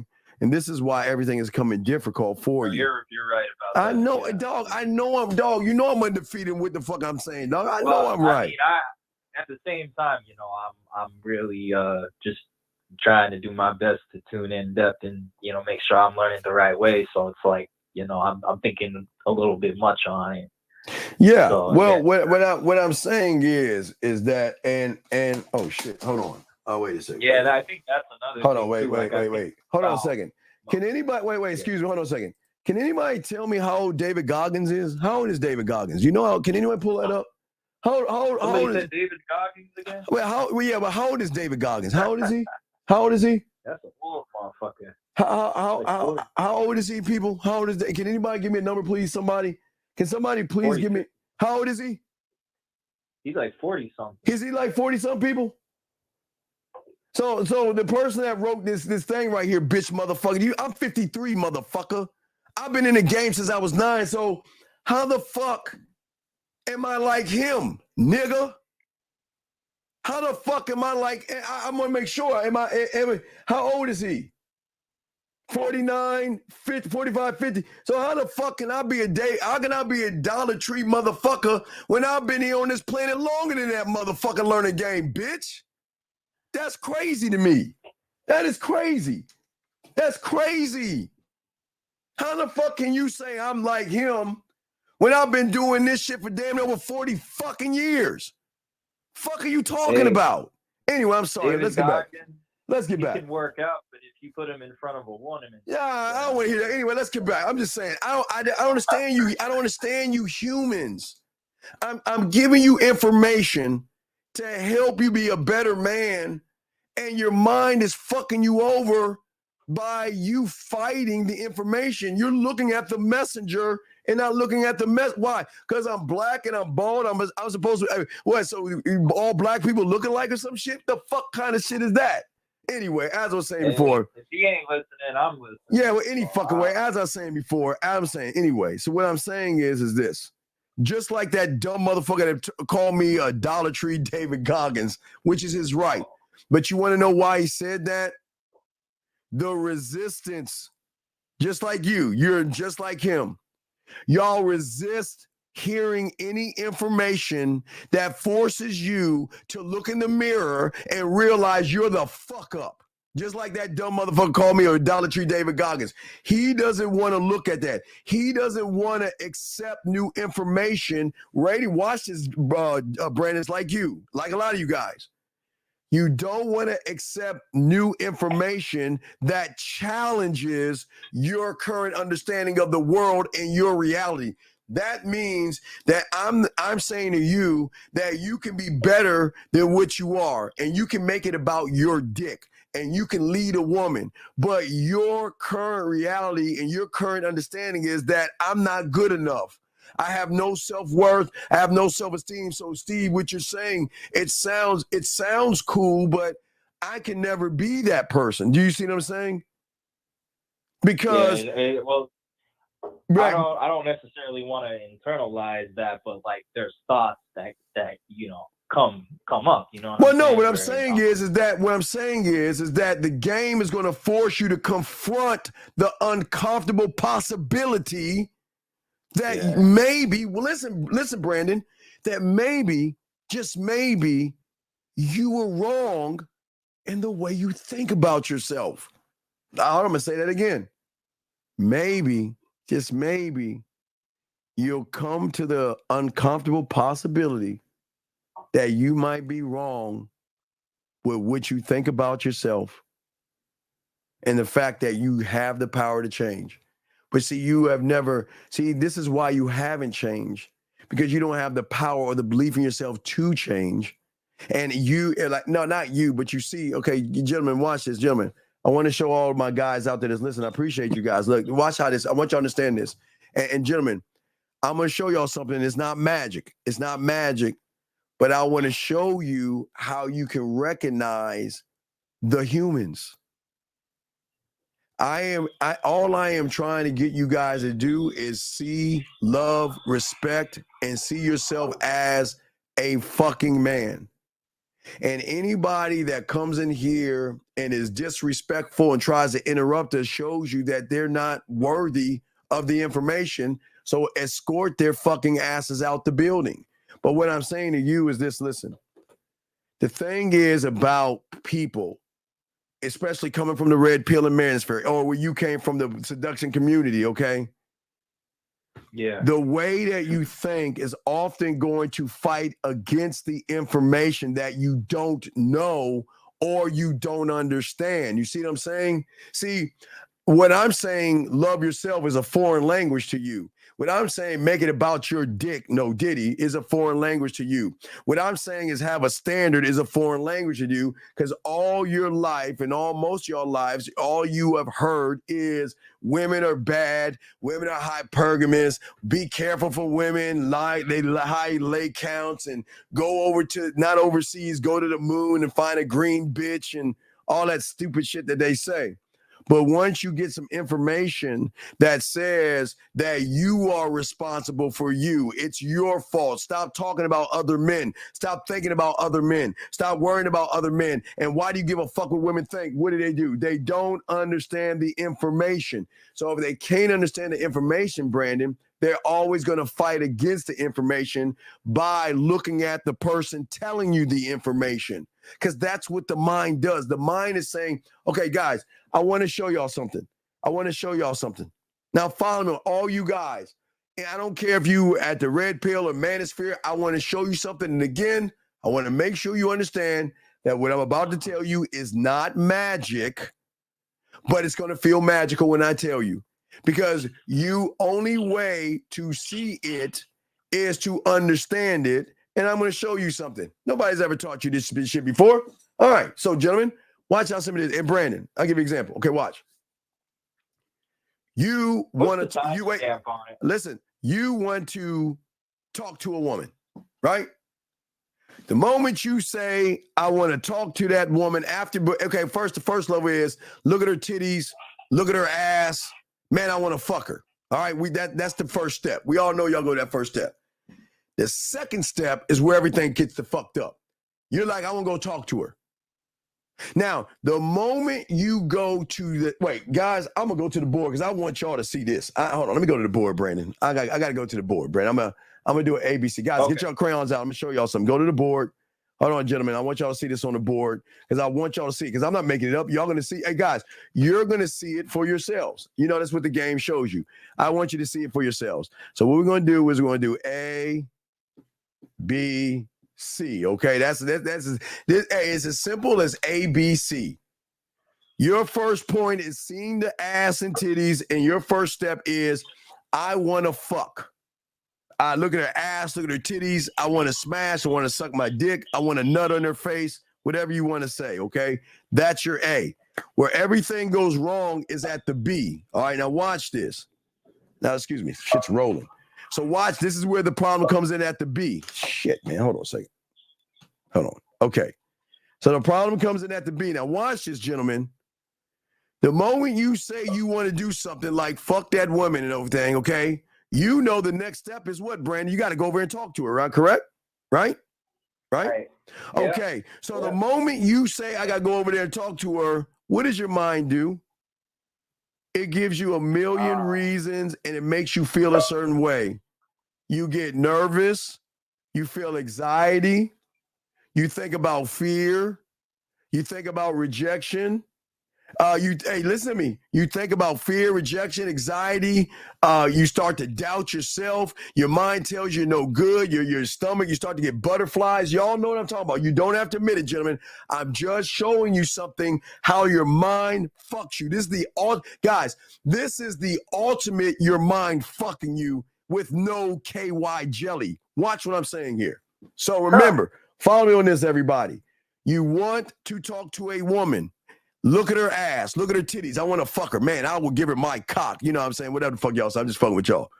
But do y'all know the moment then you want to go into action is when you feel anxiety, worry, nervousness. Your mind brings all this cluttered information in there because your mind doesn't want you to feel that you have the power to do the thing you want to do on your own. Think about what I'm saying, Brandon. Your mind, see, well, watch this. You say, okay, I'm going to show you something. When you say something like, I want to turn on a light switch, okay, it's dark in here. I want to turn on a light switch. He's going to help you. You want to know why? Because that's how he gets your trust. Hey, I'm about to go out and get something to eat. Damn, I can't find my wallet. Hey, you know what? Hey, you remember last night we went to the club and you were throwing up and shit? Why don't you check your pants in the bathroom? Oh my God. So you begin to trust the mind, right? Listen to me, Brandon. This is how your mind fucks you. He earns your trust, kind of like Father O'Malley. I'm not trying to be funny. Y'all know what I'm talking about. Or the guy in the white van earns your trust, right? Now, you want to talk to a woman, right? The moment you want to talk to a woman, isn't it odd? Now, remember, you say, I want to open the door. You don't feel that. You say, I want to look for my wallet, grab a remote control, open a refrigerator, get yourself some cereal, get your car keys, grab a joystick, grab your pen, whatever you want. You always notice he doesn't say anything, but he tries to help you. Now, you want to talk to a woman, right? You want to talk to a woman. What does he do? He gives you nervousness, anxiety, and all these things because he's preventing you from believing in yourself to do just this right here. Now watch. Now here comes the depth. This is very important. It's very important. Now watch this. Now, how does the mind do the worst thing? And that is imprison you. Now let's talk about imprisoning you. Now remember, gentlemen,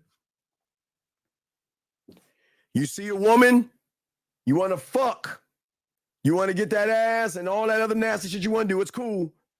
But you all guys know, listen, don't agree. Just think about what I'm saying. You know that feeling, whatever you feel when you get around a woman, nervousness, anxiety, worry, fear, rejection, all that shit goes in your head. Now watch this. Watch this. Let me show you how the mind fucks you over.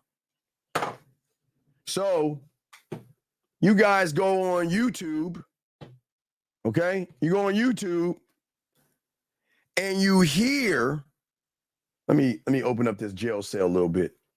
And you hear something called a manosphere and a red pill rhetoric.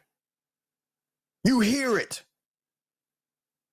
Now I'm going to ask you the $1 million. Wait, before I ask you $1 million question, let me tell you what your mind does. Oh my God, this is great information. Oh my God, this is brand new. This is, oh my God, I've never heard anything like this. We got to keep going down the rabbit hole and tell you all these things. Here's the $1 million question, gentlemen, I want y'all to think about. Why is it when you want to talk to a woman, he's bringing up all these fears, anxieties, and doing everything to hold you back and stop you from talking to women? But the moment you saw Metal going your own way, Handsome Man Game, Riz jerking off, no fap, and all that bitch ass shit, isn't it odd that the mind didn't do the same thing, but he tried to lead you down the rabbit hole? Look how the mind fucked you over. I want y'all to think, guys. This is a thinking man's game. I just want y'all to see it. Don't believe me. Just think about it. We went over when you see a woman, he'll tell you all the things, bring up all this nervousness and all this other stuff. But the moment you recognize the red pill and manosphere, what did he say? Oh my God, Riz, interesting. Let's not jerk off. Wow, man, hypergamy. Wow, oh my God, this is brand new. This is great. So let me show y'all what happens.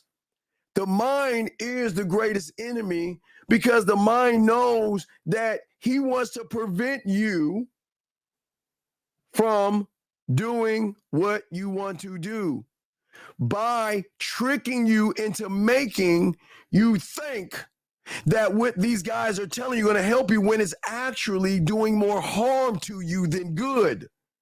Think about that. Guys, when y'all heard the manosphere, I don't have to answer this. I want y'all to think for yourselves. That's true. How excited was it when you went from going your own way to, being on your purpose? And what did he say? Ooh, let's change the language. Let's go, be on your purpose. That's so cool. And then when being on your purpose started fading out, what did he say? Wow, look at this. Money, clothes, and status, something brand new. And then when that faded out, wow, no fap, that faded out. Then money, and then high value man, that faded out. Handsome man, Riz, I guess. No, looks maxing. That's fading out. Look at what your mind is doing. Because if your mind was doing you a service, okay, he would do the same thing he did here, because he would rather protect you from you harming yourself. But what he's doing is he knows the deeper you go into the manosphere, he doesn't worry because that is going to trigger this. It's a triggering mechanism, and it's going to keep you imprisoned in your thoughts. I want y'all to soak that ism out because nobody's teaching you that. But Brandon, I'm listening to you. What's your next question? I think that's all of my questions. Okay. All right, Brandon. Well, I'll throw you back in. If you got another one, just let me know, brother. Okay. Appreciate it. All right. Thank you, Brandon. We'll throw you back in. Thank you, sir. Guys, lines are open. Let's go ahead and chop this up. That was a good call. Very good call. Lines are open.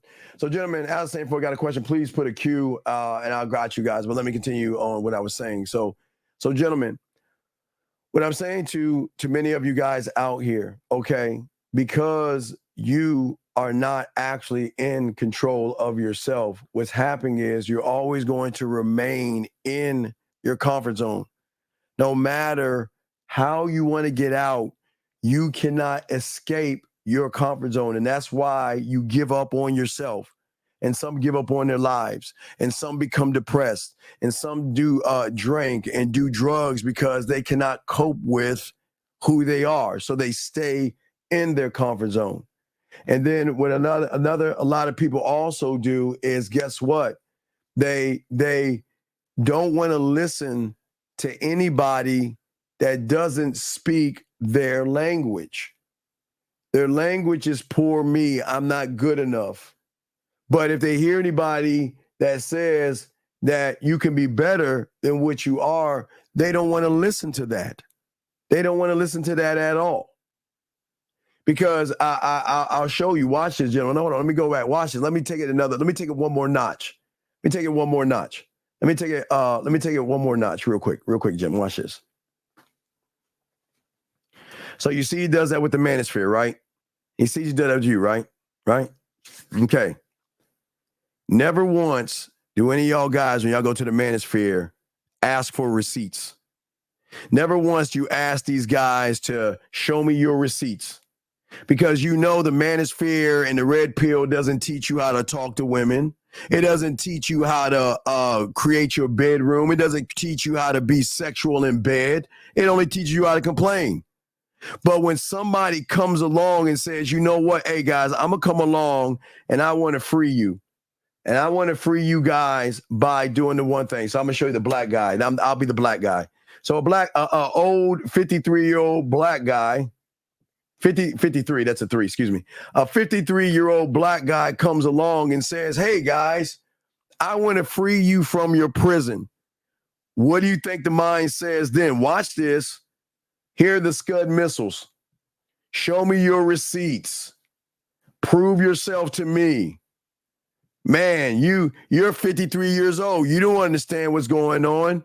You see how the mind will shoot the Scud missiles at the person that's telling you, look, all I want you to do is love yourself, understand yourself, and have value and self-worth. But your mind is going to try to protect you by, man, prove yourself to me. Where are your receipts? Oh, you're old. You don't have any game. You don't know what's going out here and all this other stuff. You see what I'm saying? But when it came to the manosphere, guys, they say, oh my God, you're amazing. Wow, you're great. Oh my God, I've never met anybody like you before. Man, you're the best. What do they say to that motherfucker right here? Oh, you got a low subscriber count. Oh, man, you're trying to be like David Goggins. You're a fake David Goggins. You see what I'm saying, guys? See how the mind works. I just want y'all to see it for yourselves. Don't believe me. You've got to see it for yourselves. And y'all witness it all the time. You got a person here that's trying to free you and help you. But the mindset of those that want to protect the mind are going to attack the person that's saying, I think you can be a free thinker. And I think you have the capability of learning, loving, and understanding yourself. But you know what the mind says? Man, fuck him. Look at him. He has a small subscriber count. Look at him. He has, where your woman at? You say you got a woman. Why don't you show us? You see that? But they never throw missiles at the red pill. They never throw missiles or anything. No Scuds over here. They only do it to the one, like I told you before, that is actually trying to take you outside of your comfort zone. So that's why I was saying to y'all guys out there, the problem is for many guys is that you don't want to listen to the opinion of anybody that is trying to show you anything other than what you are accustomed to. Because what happens is that your mind is doing everything, gentlemen, to keep you closed-minded. Because, gentlemen, I don't know everything and I have game, and you don't know everything because you don't have game. Even the things that you believe in yourself, I'm trying to tell you they're not true. I'm telling you what you believe in yourself is not true. That is something that you conjured up, and it is something that you labeled and gave yourself, and you just thought it was a fact because you kept telling yourself that. I'm ugly. I'm poor. I'm broke. I'm too fat. I can't get the girl. Nobody's going to like me. Closed-minded, gentlemen, closed-minded. And being closed-minded will always prevent you from learning yourself or freeing yourself to actually learn new material. See, gentlemen, you think you learn when you complain about women.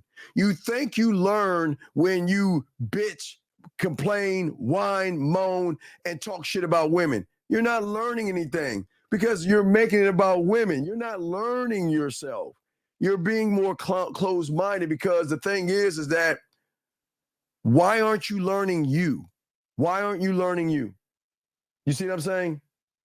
That's what I'm saying to y'all guys. Why aren't you learning you? And what I'm saying for many of you guys out there, most of you guys don't even think there's a possibility of a future to have anything. And that's why you give up on yourselves. I'm not here to motivate you. I don't believe in that motivation and affirmation. For women, yes, but not for you guys. If you don't believe in the possibility of the future, it's because your future's already written in stone because you already wrote it.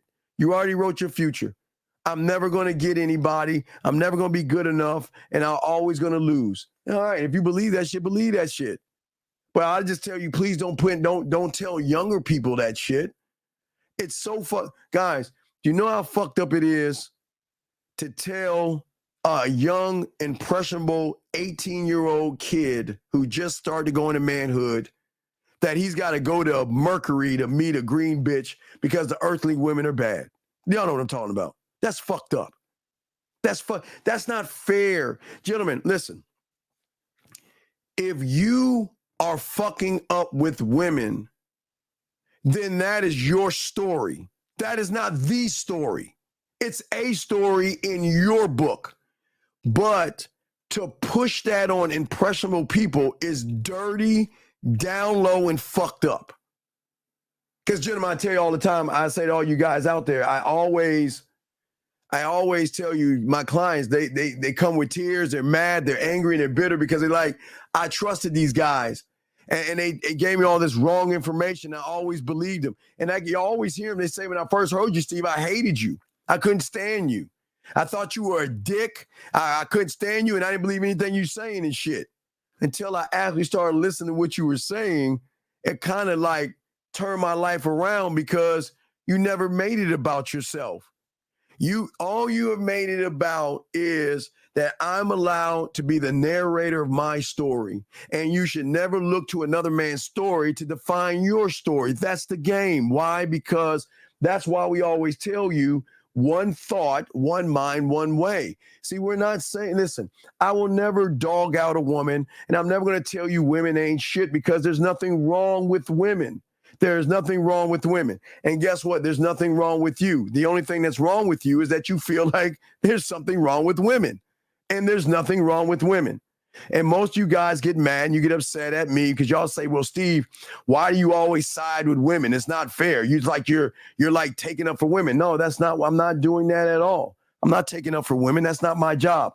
My job is to free you from yourself. My job is to show you that there are layers in this game that you have got to break free of because I can't free you. I say to each one of you guys out there, I can't free you. But the one thing I can do is show you how to love yourself. Listen to what I'm saying. To love yourself. And I know y'all guys think it's cliche. Y'all like, Steve, come on, man. What does that even mean to love yourself? Motherfucker, let me tell you what it means to love yourself. That means you wake up every fucking morning like Snow White. Now follow me on this. Fuck y'all. I'm not saying like you're wearing a dress. I'm saying that every fucking day you wake up, it's like the birds are chirping and shit. Squirrels are coming up to you and bunny rabbits and deers because you're about to give back either to the world or to a woman. Come on, man. You can't tell me that doesn't feel good. It is nothing like having the power to do what we want to do when we want to do things. And I'm not saying with a woman. No. Please understand this. Now, I didn't say women. I said I've got the free will. I'm not asking a woman's permission to go out with me. I'm going to give her the opportunity to accompany me. I'm not asking her for permission. Can I get your number? Get the fuck out of here. Wait, how do you say it? All right, let me get to it. Let me see if I do it. Excuse me, is it okay? Well, I was wondering, can I get your number, please? Hell no. We don't do that. I am not asking a woman for her number. I'm going to tell her what to do. And you know what I'm going to tell her to do? I'm going to tell her to call me. Now, listen, gentlemen, even if I tell a woman to call me, doesn't mean she's going to call me. If I tell a woman to call me, you know what she's going to do? That gives her the right to say that I don't take numbers from guys, or her to say, take my number, or her saying that I have a boyfriend. But gentlemen, I keep telling you guys, this is not hard and this is not difficult. What I say to each and every one of you guys out there, when you actually believe in yourself, the world changes, because the world no longer is about a woman and getting pussy. It's that I'm never going to ask, is it okay to do something? I am always, and since I've heard this, I call it the rule of Jill Scott. Since she said it, I made it a rule, because what she's saying is so real. I say it like this: if you can tell me what to do, then you can tell me what to do. But if you can't tell me what to do, you can't tell me what to do. Damn. Oh, I'm sorry. Damn. Okay, my bad. I had to turn that shit down. Anyway, but that's what I'm saying. So I knew that I could help you young men out better by starting to tell women what to do. But I'm not saying, baby, come fuck me, come to my place. I'm not saying that, tell her what to do, because y'all don't understand. Women are not going to go over your place. Life is not porn. As I say to you guys out there, it's not porn. But what I'm saying is, when you begin to open up and you begin to understand yourself. Hold on, I got a question right here, boxing. I'm sorry if I missed a question. Please put a Q. I'm sorry. I'm just I'm on breaking the game down. He says, just like a man changes a woman and lets her go, can he change a bad decision or a thought in order to move forward? Boxing.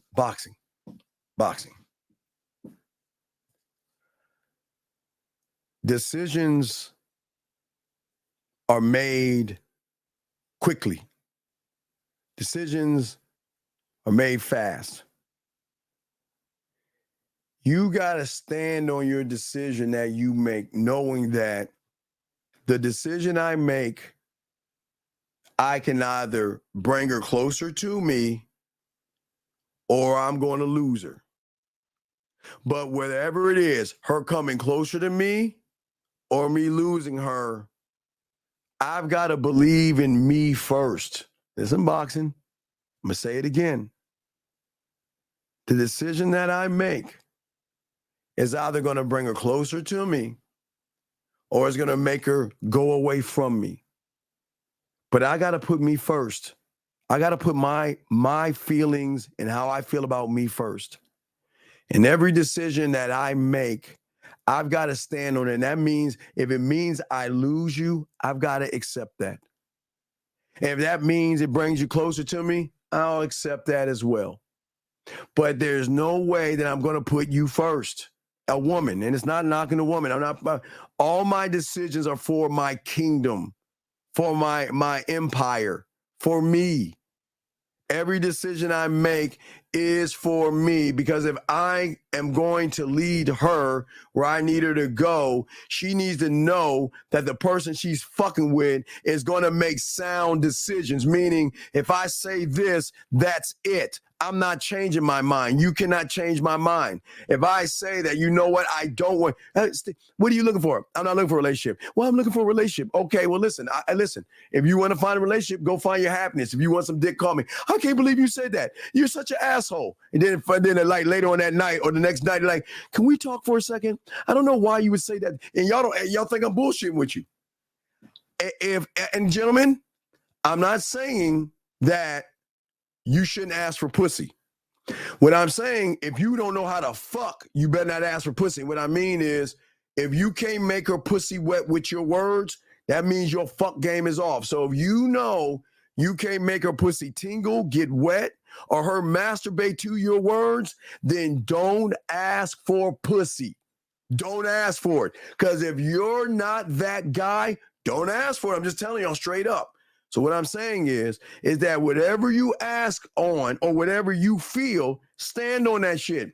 If you want some pussy, which I recommend you don't do it if you ain't gamed up, but do it if you want, then ask for what you want and stop giving a fuck about the end result versus sitting around waiting for the woman to, what you got? Hold on a second.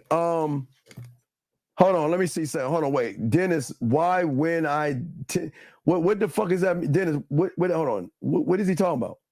I don't even know what the fuck does he mean. What goes to creating your mouthpiece? Poetry. Boxing. Link 'em. Poetry. I give you guys poetry all day. You got nothing. Guys, I give you free poetry. Listen to it, study it, learn it, take it, go over it, adjust it, edit it, do whatever the fuck you want. But in order for you to have that mouthpiece, you got to learn expression. And for all you guys sitting there saying, I will never fucking say poetry, and you turn on your radio, you're rapping the poetry. That's all poetry is. Country music is words, poetry. Alternative, goth, R&B, soul, hip hop. It's nothing but poetry. That's all it is, brother, with music on top of it. That's how you do it. Here we go. Let's keep giving. Why when I tell some women to call me, they look at me crazy? Because, all right, Dennis. All right, Dennis. I'm going to say this with respect. I appreciate the question. But Dennis, can we just be honest? Can we just be honest, Dennis? Dennis, hold on one second. Ladies, can y'all step out real quick? Ladies. Hey, ladies. There is a nice vinaigrette salad dressing that I want you to try, and it's right on your can. Can you ladies please step out for a second so I can talk to these guys? Just one moment. Ladies, just step away for a minute and allow me to talk to my guys. Okay, Dennis, listen to me. Now we got the fellas here. Let me explain something, Dennis. Problem is, Dennis, that every woman that you have opened your mouth and talked to recognize that you are bad in bed. You're desperate, needy, and creepy. You don't know how to be romantic, sensual, sexual. You don't know how to be smooth, kinky, dirty, nasty, or naughty. All you are is a guy that doesn't know himself, believe in himself. You have no standard, no laws, rules, or codes, and they recognize that. And they're saying to themselves, why should I fuck you when I'm already fucking you? And what I mean by that is, I've got your attention so bad that you're nervous as fuck around me, so I'm fucking the shit out of you. I've got more power over you. So why would I take your number, motherfucker, when you're begging to get this pussy? Oh, wait, the women are coming back. So Dennis, that's why they look at you crazy. Now the ladies are coming back in, ladies. Welcome back, ladies. But what I'm saying to you, big dog, is that you got to be honest with yourself, buddy. You know you're not the guy. You know you don't have a mouthpiece. You know that there is nothing sexual about you, because if I ask you to call in, you won't even do it, because I'll ask you the question, why should she call you?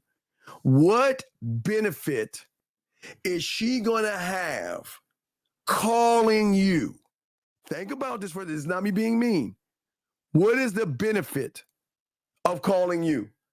And I know you don't even have that answer, and that is why they look at you crazy like that, sir. That's what I'm saying. That's what I'm saying. So I just want you to understand that. And there's no knock on you, Dennis, but I at least I told the women to leave so we could talk, because I'm not trying to embarrass you in front of people, but I'm just trying to actually help you. Guys, got a question, please put a Q.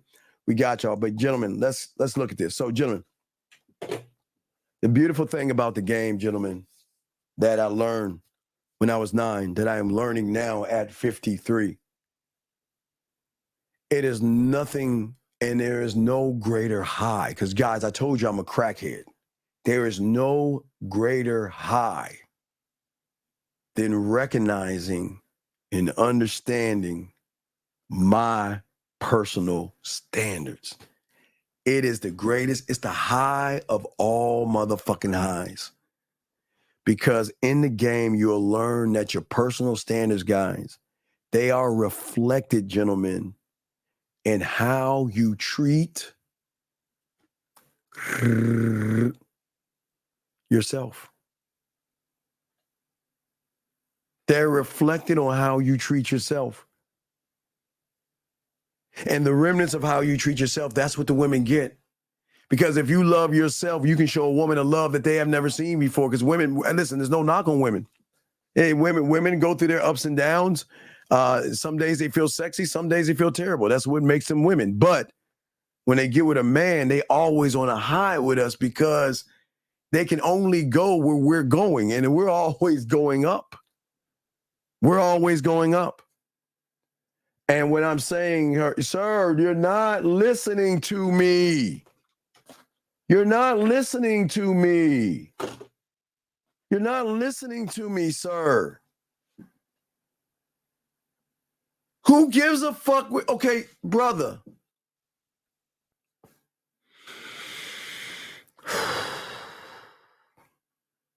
Please listen. Listen. I told you guys this yesterday. A woman is not looking at your body, your clothes, your cars, nor are they looking at what's coming out of your mouth. They're looking at what you think about yourself and how you move, Dennis, and they recognize you don't believe in yourself, Dennis. They recognize you have no self-worth, Dennis. They can recognize you're effeminate and emotional, and it's not bad, Dennis. I'm just being honest with you. I'm not hyping women up. I'm just telling you that you guys think that life is porn. Hey, girl, call me. And she's like, yeah, sure, whatever the fuck. Why would I call you?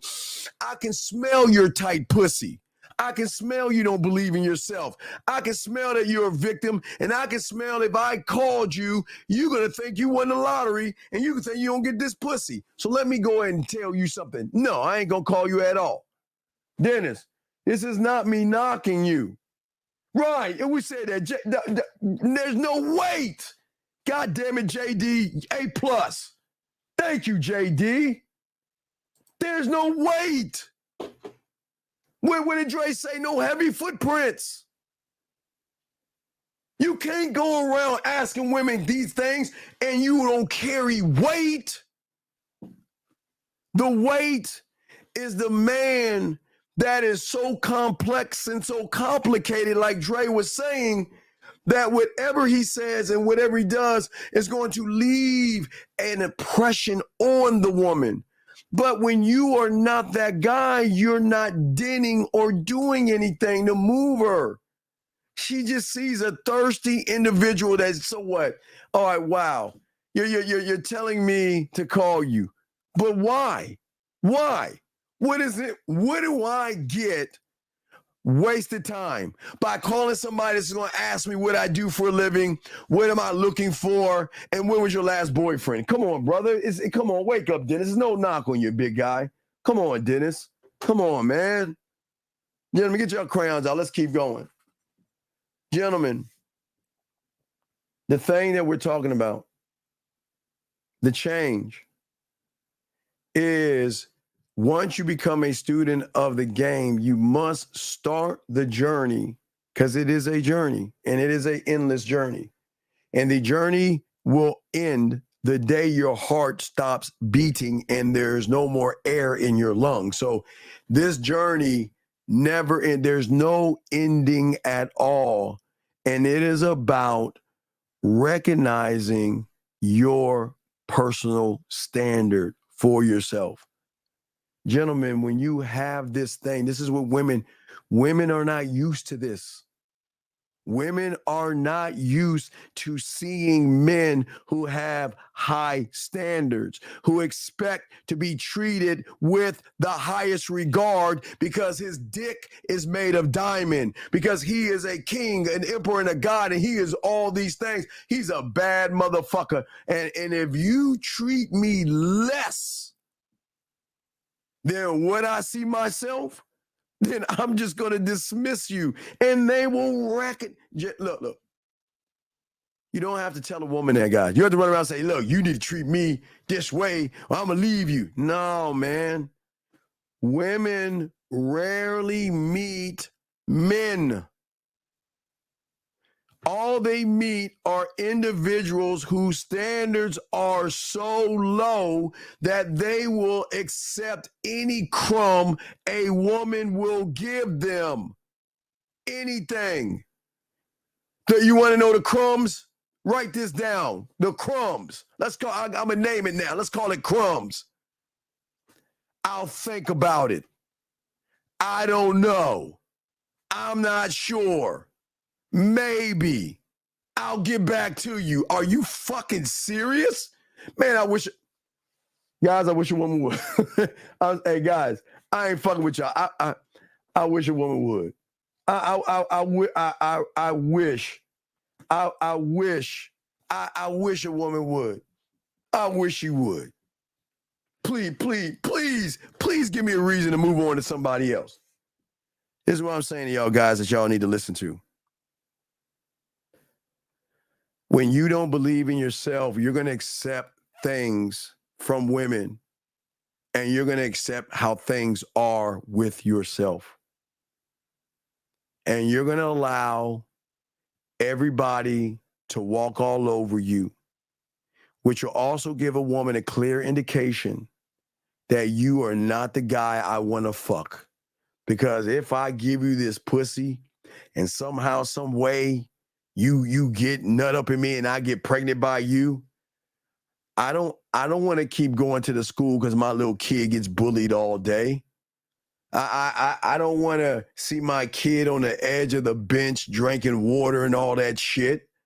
I don't want to see my kid at home all day looking just all defeated and depleted because he's acting like his fucking father. So you know what? Thank you, but no thank you. I'd rather wait to run into that asshole who thinks he's God's gift to the world, who moves like something I've never seen before.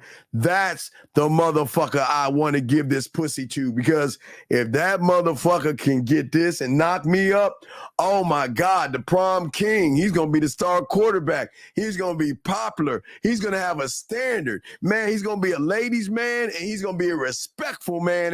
Man, sign me the fuck up. But gentlemen, y'all don't see women, y'all don't understand how women think. Women are not going to fuck anybody that they know that their offspring is going to be like the guy that they're fucking when that guy has no standard. When that guy has no standard. Listen to what I'm saying. When women know this, I don't need to tell women to leave the room. When they know you have low standards, you fall prey to her influence. And what's her influence? Pick ass, titties, pussy, lips, hips, or thighs. Her influence, her tight clothes, her push-up bras. And the reason why you fall prey to her influence, because you fail to stand up for your fucking self. Because you fail to stand up for your principles and your beliefs, your mission statement, your legacy statement, your vision statement. You fail to do that. Because women, write this down, they know this that you don't know. Your standards, gentlemen, to a woman will always be reflected on what you think about yourself. And you don't even think about yourself because you're thinking about that pussy, titties, and ass. Come on, man.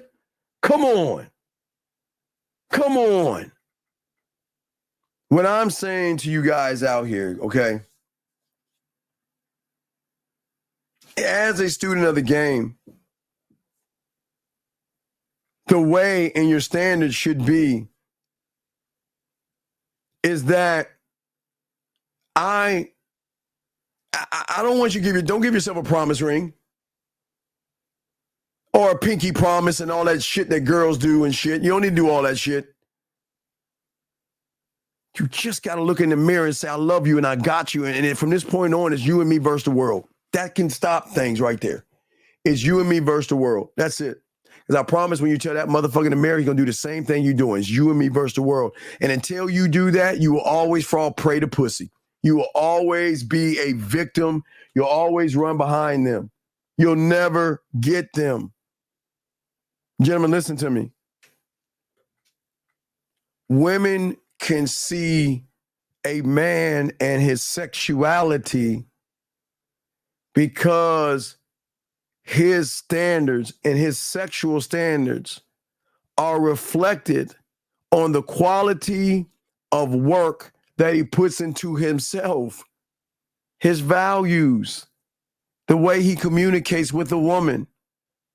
Everything that he does and everything that he says provides the woman insight into the standards that he keeps for himself. That's why they love motherfuckers like us and hate us because they love motherfuckers like us. Isn't that crazy? I hate myself because I fucking care about him.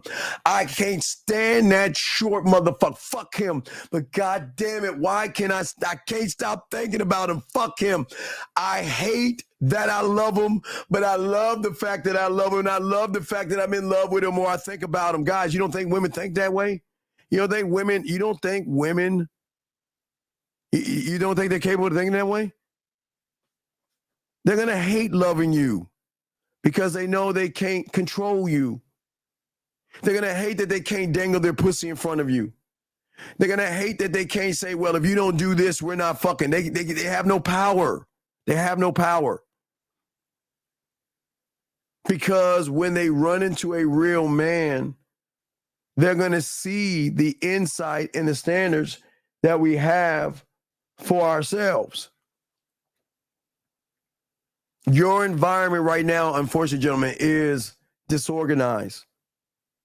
And that is a reflection to the woman on why you will have fear to even approach her, why you have worries and anxieties and all these other things because you're disorganized here. And man, I'm so tight. I'm tight with it. So tight, guys. So tight with it that I've learned perfect pitch when it comes to sex, when it comes to talking. If all you musicians out there, y'all know what perfect pitch is when it comes to music. I'm saying perfect pitch when it comes to the woman. The tone of her voice already tells me the story in which I understand and where I need to go by just talking to her. Perfect pitch meaning that I can hear sadness, questions, anxieties, worries, fears, being upset, being turned on, being horny, being excited. You guys don't understand, nobody teaches you this. Women have a tone for every emotion. Every emotion doesn't have the same tone. Her having a bad day is a different tone than her talking about she's horny, but you can't recognize the depth of the game. And this is why they love us so much, because she doesn't have to tell me she's having a bad day. She doesn't have to tell me something's wrong with her. She doesn't have to tell me that she misses me and cares. I know it. That's how deep and tight you should be in this game, where you can hear her breathing, her moans, and her body has its own language, motherfuckers. And y'all don't even know that. Her breathing, her moans, and her body has its own language. And y'all don't even know that. But when you are disorganized, you'll never do that. Because when you are laced with this game, you are going to send an entirely different message to the woman that she has to decide. Guys, it's like she's got to put on her Indiana Jones outfit and read the hieroglyphics. She's got to read all the symbols and all that shit on the wall that says, this is who I am. She's got to figure you out. When she opens that one door, there should be 1 million more doors. And every door she opens, she gets that much excited, that much hooked in. But it's also that scary. Watch this, guys. It's scary. Think about this. I'm being honest with you. It can scare a woman. And what I'm saying, it can scare her to say, you know what?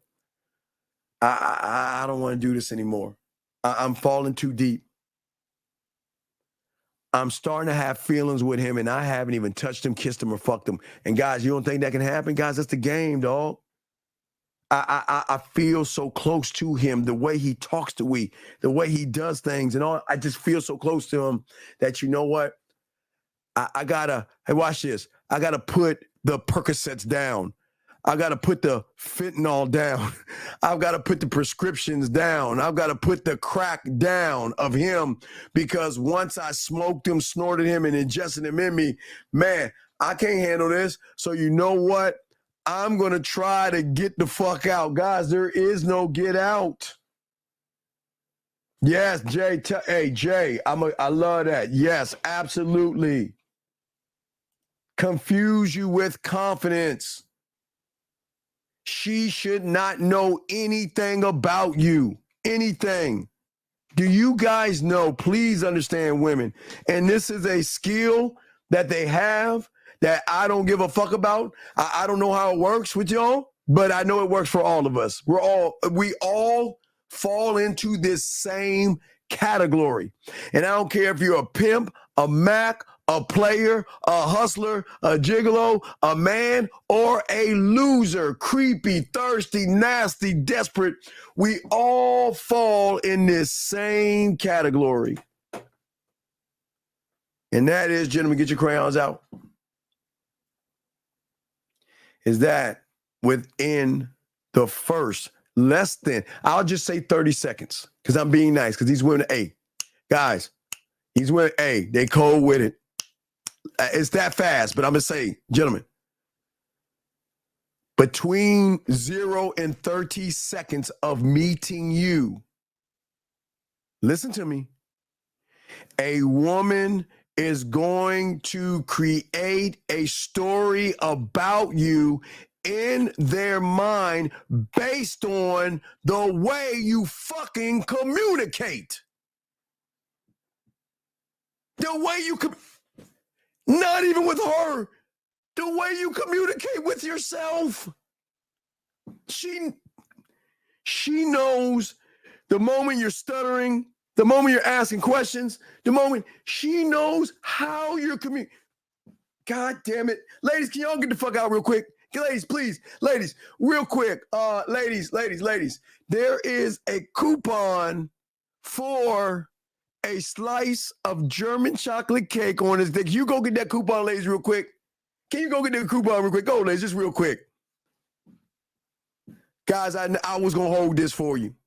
I was going to teach y'all in the class. I'm going to tell you this real quick. I'm going to give you this one because no one's ever talked about it. Yeah, man, you hear me talk about perfect pitch, right? Motherfuckers, that's perfect pitch to them. They have perfect pitch.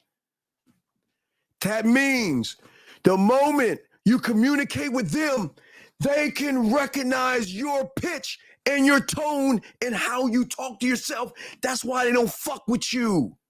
Hurry up before they come back and realize there's no coupon and shit.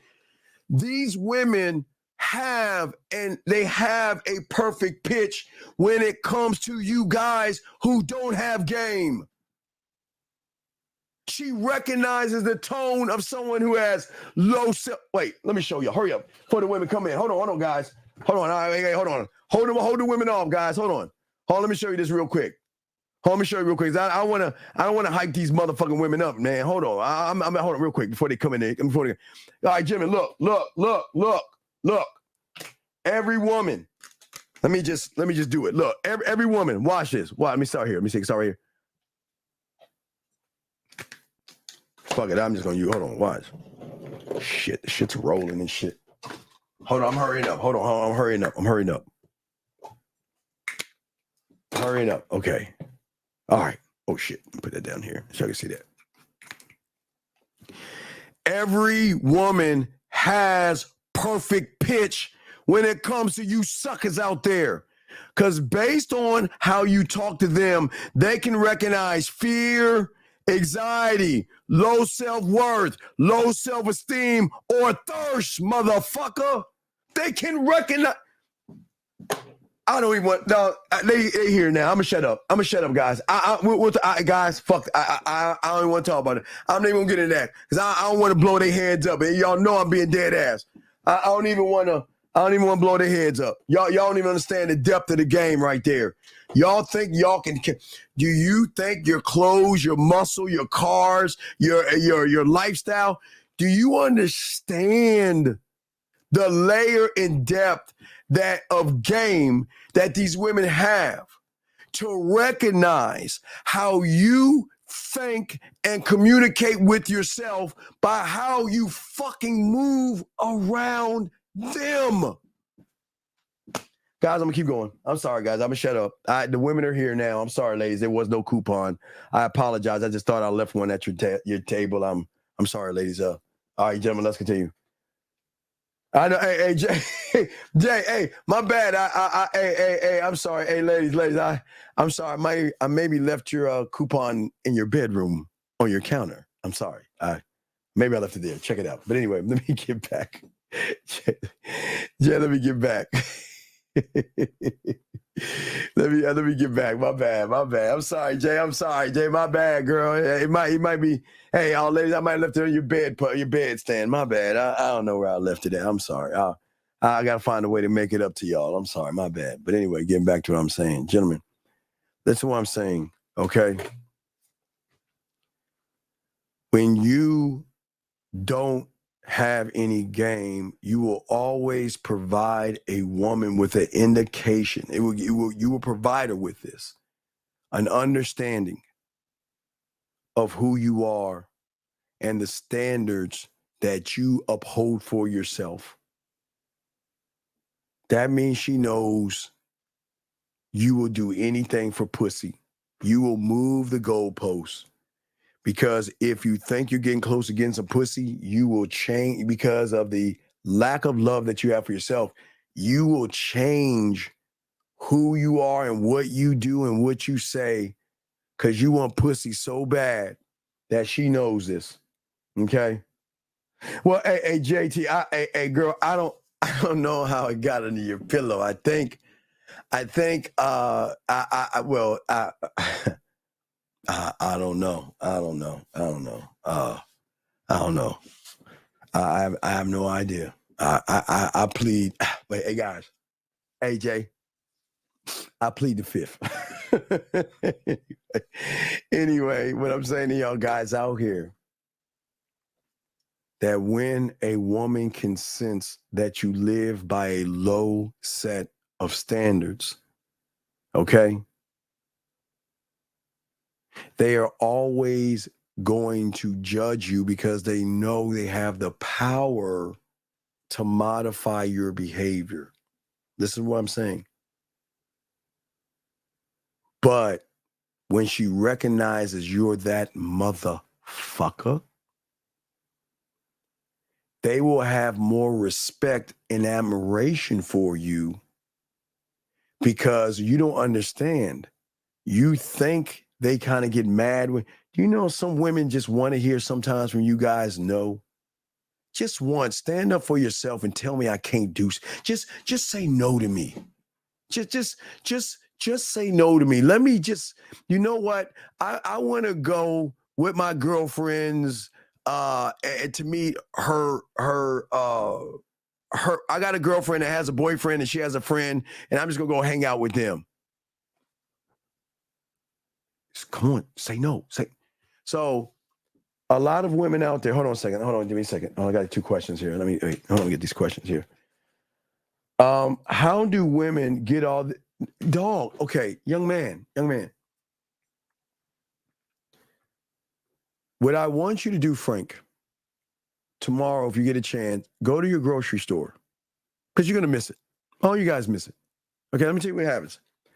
When you go to the grocery store, what you do is you wait in line and you look for it. And then sometimes you'll turn and look, and what is in front of you is candy. You'll see the bubble gum, then there's chocolates, and then there's like hard candy. And then a little bit low, they have small little trinkets and shit like that, okay? And then you turn, you look at the lady, you scan your stuff, and you're looking at your phone. Now, what I want you to do, the next time you go to the store, is not look at the lady at the counter, not look at the candy. I want you to kind of turn around and look right behind, and there is going to be this rack of magazines, 17 and all look, magazines for women. And you don't have to read them. You can just look at them. 50 ways to get a boy to like you and makeup. And so what happens, young man, is that the young girls, you know, I'm talking about dating them at a young age, they have access to information on boys. Now, remember, we're playing with our Tonka trucks and we're playing our video games and all this stuff. You know what they're doing? They're trying on makeup. They're putting on eyeliner. They're playing house. They're faking like they're cooking. They're playing with their dolls. But when they get that time, they're going to start reading these magazines, 50 ways to get this with a boy and 50 ways. So they're already laced up. Now, the reinforcement of that, Frank, is elementary school. Because one day, for all these young ladies, it is that day that changes their world. When they say, Mommy, and what's going on? Mom, I don't understand something. Why did it's Valentine's Day? I don't even like boys, but why did Peter buy me a balloon? And why did Michael give me flowers? And why did Donald buy me chocolates? Why do they do that? They're boys. I don't even like boys. And you know, Mom was like, and then I don't know if it's at that point because every woman is different, but at one point, they're going to get laced up with game. And they're going to know that the majority of you boys, the majority of the boys going to go up to young men, that's going to go up to grown men, that's going to worship you in ways that you have no. So as she gets older, they're going to cut off her little Padawan thing. When she comes of age, they're going to lace her up and give her that game. And then by the time y'all come around, y'all already behind the 8 ball because they already know about you. They already know about you and stuff like that. They know how to move, how to think, and how to react. So they already know since elementary school, a lot of these grown men act the same way. They do like they were in 2nd grade looking at a girl, shy, scared, timid, worried. And they're grown men doing the same thing. Let me keep going. Let me get this next question. He said cooties. Yeah, they have cooties. What does it mean when a dude say he's got bullets for any dude? Okay. Lay. Sometimes, what we always say, the proverbial writing is on the wall. And I say this to all women out here. I don't want anything bad to happen to any of y'all people. But with that being said, if I were you, Lay, I would be very careful because the same person that says he has bullets for somebody is the same person that may turn around and use those bullets on you if you are doing something that he deems that is hurtful. I'm not saying it's going to happen, but I just want you, because remember, I don't preach abuse and all that other stuff. I've never told a woman since I've been fucking with women that I have a bullet for guys that talk to you, because that is a insecure, something wrong in that person. No man should ever threaten another man with bullets or harm over you and your pussy lay. And it's no knock on your pussy at all. But what I'm saying is, for you, I would look at that and please be careful. Any person that makes those kind of threats are the same kind of people that cannot control their emotions. And if you break up with that person, you leave that person, you divorce that person, or you start dating somebody else, and they cannot handle the fact of losing you. I'm not saying it's going to happen. I don't win. I'm not here to wish any harm on any of you women. I'm just saying you got to read the room sometimes, because a real man doesn't need to threaten other men. You know what he's going to say? You do what the fuck you want. You fuck up, you're just going to lose me. That's it. I'm not going to put my hands on you. I'm not going to hit you, harm you. I'm not going to hurt anybody else or anything like that. I'm just going to take my dick, pack it up, and go to the next town. But I just say, for all you ladies out there, abusive people sometimes show you how fucked up they are by some of the abusive shit that they say. Y'all may find, like, you think that, wow, that's really romantic that he will do all this stuff for me. He must really care about me. No. You got to be careful about that. Sometimes people are telling you what they are by telling you what they will do. And if a person is telling you he will shoot other people, that means that there is some kind of insecurity in him, some emotional femininity in him, that he feels that he cannot control himself, that he has got to put harm to somebody. So if he's going to harm someone he doesn't know, what do you think about what he'll do to someone he loves? I'm just trying to get y'all ladies to think. I'm not trying to scare you ladies, but I'm just saying that it is something that a lot of you women need to know. But I appreciate the question. But you just have to be careful, because a lot of people would say to women those things. Girl, I'll kill someone for you. Girl, I'll hurt them. Girl, I love you so much. I ain't gonna. It's you and me forever. Give me a knife. They take a knife, and I'm gonna put my name. My name loves you, and I'm gonna write it here, and I'm gonna put a teardrop here. Girl, I'll do anything for you. That guy will do anything for you means that there's something off in him, that if you leave him, he will not be able to cope. And again, I'm going to move away from that. I just want to say, for all you ladies out there, and guys, I'll say it for you too, because I tell you guys all the time, a woman acting all crazy and disrespectful, you better let her ass go. Disrespecting you, yelling, screaming at you, you better let her go. It's the same thing. But I'm just saying this to the ladies, because you know what? There's rare people that tell you women this stuff, because some people got y'all ladies thinking that that's love. I love you so much, girl, I will wipe out the world for you, man. Y'all better do that Friday the 13th run and start tripping over shit, because the same guy that's going to harm the world is the same guy that won't be able to cope with losing you, you talking to somebody else, you dating somebody else. It's coping mechanisms. So ladies and guys, y'all got to be careful. I'm dead ass serious. I'm dead ass serious. Let me continue.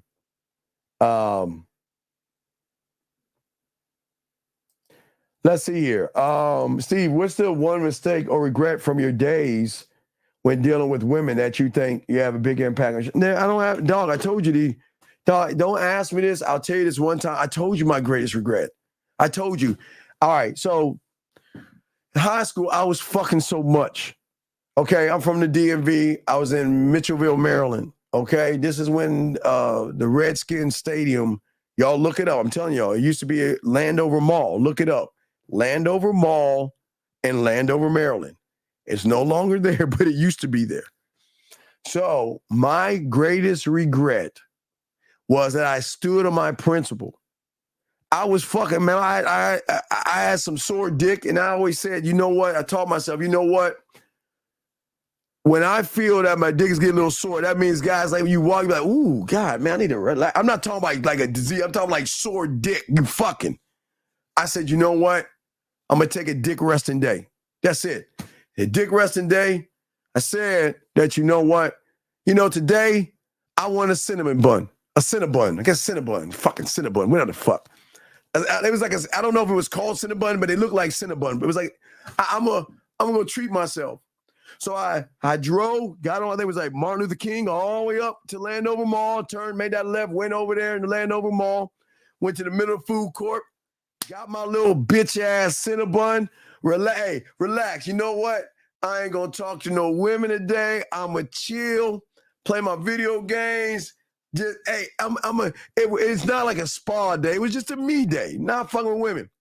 I'm eating my shit, and then this mutt comes walking with a group of her girls. Now I'm in the middle, eating my little bitch ass cinnamon, that little bitch, dick resting day, and this mutt, and the reason is, she was, I don't know what the fuck she was. She was just like she had like, I think she was like, I had like her body was.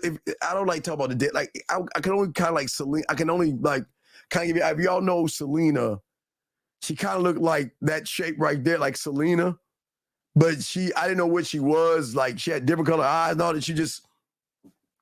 She comes, she's looking at me and smiling, walking past me, looking at me and smiling, kept walking, turned around, looked at me and still.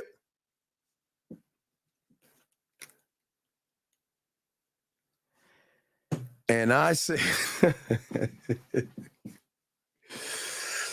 oh my God. I don't know where it came from, but some said, you weak bitch. It was the worst.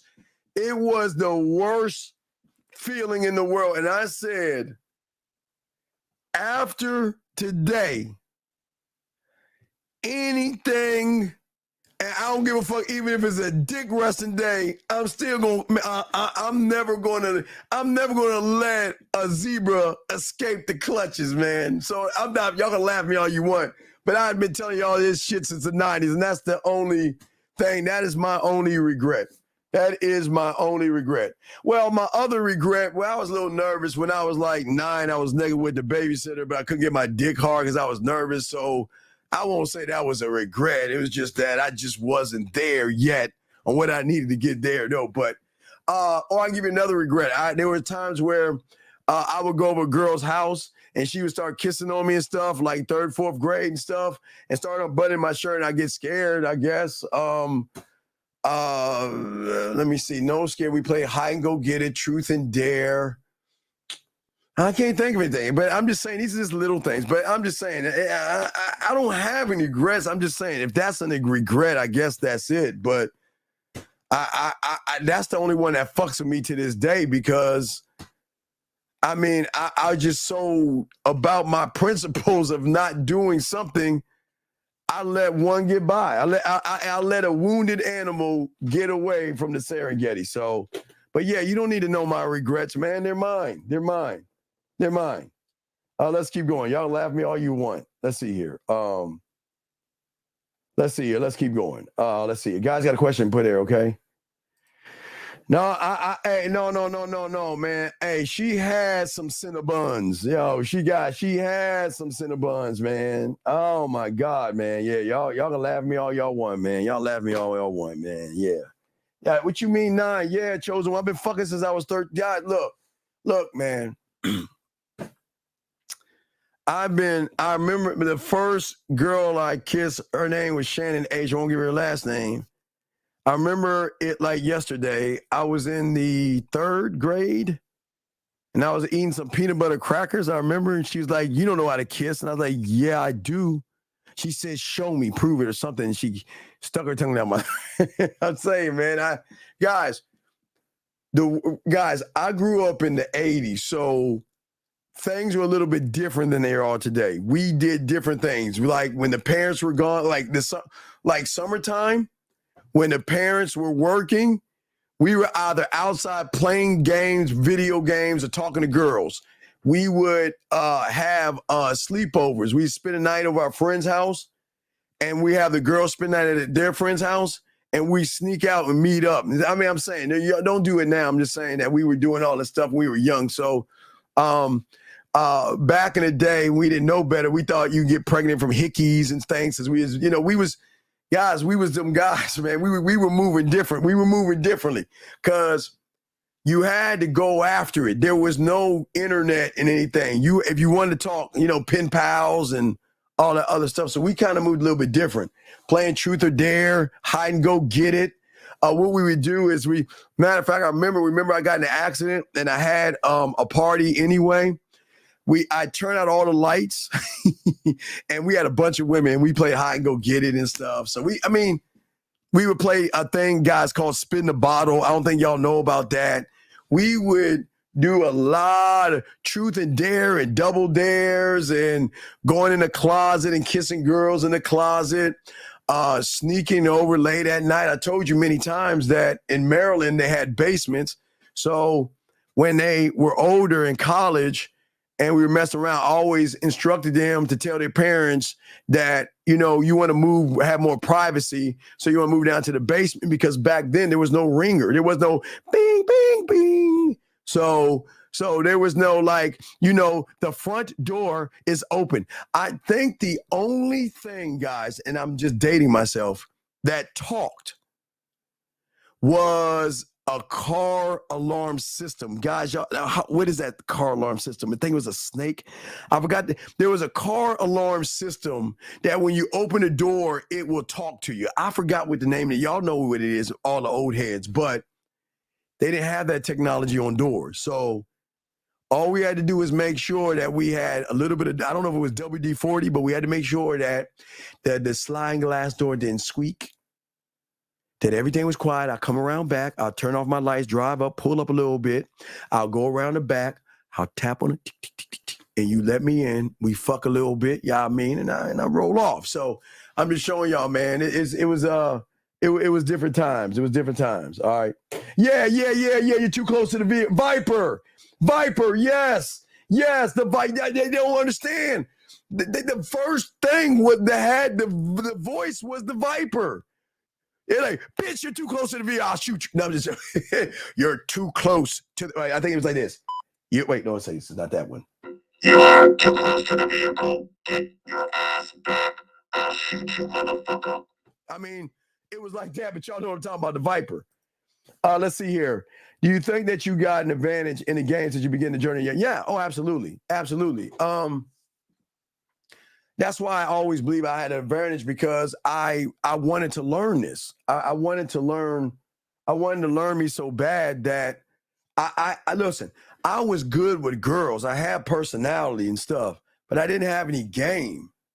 Guys, you understand, for a young kid to see women bringing McDonald's and Burger King and crying and kissing and hugging and what I mean, you don't ever see anything like that. You never see anything like that. And you know what? I said I want that, and the only way I could get that was to become a student of the game. That's who I chosen once. Let's see. Guys, lines are open. Let me continue. Let me see here. All right, making sure. Okay, yeah. So what I'm saying to you guys out here, here's the beautiful thing, gentlemen. Unlike my old ass, No Diddy, you got technology. You've got access to everybody that's connected. Listen to what I'm saying. You don't understand. You have access to anybody that's connected. You have access to, if you learn how to take advantage of that. You have, guys, okay, so Jim, let me tell you something. So when the internet opened up for you guys, you think the world just started at that point. They had something called AOL and Yahoo Chat. And guys, for the first time was my taste of what it's going to be like to be in this game. we had women. It was like a traveling circus, man. We would talk to women everywhere, and we had the mouthpiece, and we would pull the women so much that they were buying us plane tickets. We were flying everywhere. They were flying us in the fuck. That's all. We were flying to fuck. And man, hey guys, and look how the internet has changed now. It hasn't changed. The only thing that's changed is that y'all don't even believe in yourselves, gentlemen. That's the only thing that changed, man. That's all that changed. Let me see here. Do I still learn? Yeah. My mentor's still around. If you have the birthday package, you can hear my mentor. He ain't cussing me out as bad as he used to, but he's on the birthday package. You can hear him. I mean, I got a conversation with him. I let y'all hear him and shit in the birthday package, but yeah. So, but the thing I'm saying to all you guys out here real quick, we'll continue. You guys got a question, go ahead and ask, but I say this to y'all guys out here, and it's important that the thing that women will never tell you and nobody will ever tell you is that no matter what it is you're doing, saying, you are always sending a woman a subliminal message on how you feel about yourself, how you feel about her. Yourself and her creates how you think about the circumstance. And you're not even aware of that, gentlemen. And women are not going to tell you that shit. They just know. Okay? They just know that. And what I'm saying is that in order to achieve what you need to achieve, it requires that you have to meet things for yourself to actually believe in yourself. Thank you, 130 likes. For all you guys listening to me. And what I'm saying is that you don't need to, when I talk about discipline, I don't want you to think about the discipline that you've got to walk on a mountaintop and sit and go, I am disciplined, or what the motherfuckers call that monk mode or some shit like that. I'm saying the discipline that you have to have for yourself is the moves that you guys. Did any of y'all watch Gangs of London? Did anybody watch that real quick? Did anybody watch even the first episode to see how hardcore and no nonsense motherfuckers are? Did anybody see that? Hopefully y'all watched that. I told y'all guys yesterday about that. Hopefully y'all got a chance to at least watch one episode. And if you saw one episode of Gangs of London, you will see that. And the reason why I want you to do that, okay? The thing is that at the end of the day, and I say this to all you young men out here, okay, is that there are rules. Okay, the things about Gangs of London, y'all will learn. There are rules on the street, right? There are rules that everybody has. There's rules that even the criminals have for themselves. But even if you realize from Gangs of London, there is somebody above that power. And what I'm saying to you, why I'm trying to get y'all to watch Gangs of London, is because you're the gang, but you are also the higher power that moves the gang, that moves and operates the gang in the system. That's what I'm trying to get y'all to see. So boxing. I told you they hard at boxing. Boxing. I told you it goes hard in the paint. No nonsense. They don't fuck around. They don't fuck around on that show. But I'm not saying watch it to be a gangster, gentlemen. I'm saying that listen, by designs. No, the example is if you watch the show, they live by a code of honor. There's honor amongst thieves as well. They live by a code. There are levels to power, and there is a power beyond the power. And that's what you need to see. Because remember, I tell you, there's game in everything. You just don't know where to look for it. But those that have game, which, like I said, tonight, later on tonight, y'all wonder what I'm going to do around 4 o'clock in the morning? I'll be watching Industry. Oh, my God, the game on that mother. Man, the levels of power chess play and game. Another one that D and I was talking about, the Serpent Queen. Was it Serpent Queen? Where's my fucking one? Is it Serpent Queen? What the fuck is it called? Yeah, the Serpent Queen. Whoa. She's so cold. She tells you what's going on while she running game. Man, game and everything, guys. There is game and everything. And that's why I want you guys to watch this show. I mean, it's really it's gritty, and god damn, I love it. But what I love the most is the code that they live by, and the code that they move by, and the honor that they will die by. I mean, man, and then those that have, man, it's so many levels of game in there, guys. So many levels of game. Guys, do you have a question? Go ahead and ask a question. Lines are open. If you have a question, we got y'all, guys. Please ask. We're going to be wrapping this up soon because I got some things I got to do, but I wanted to make sure I hollered at you guys. Holla. Want to holler at you guys. So if y'all guys have a question, please go ahead and put a Q. I got you guys. Lines are open.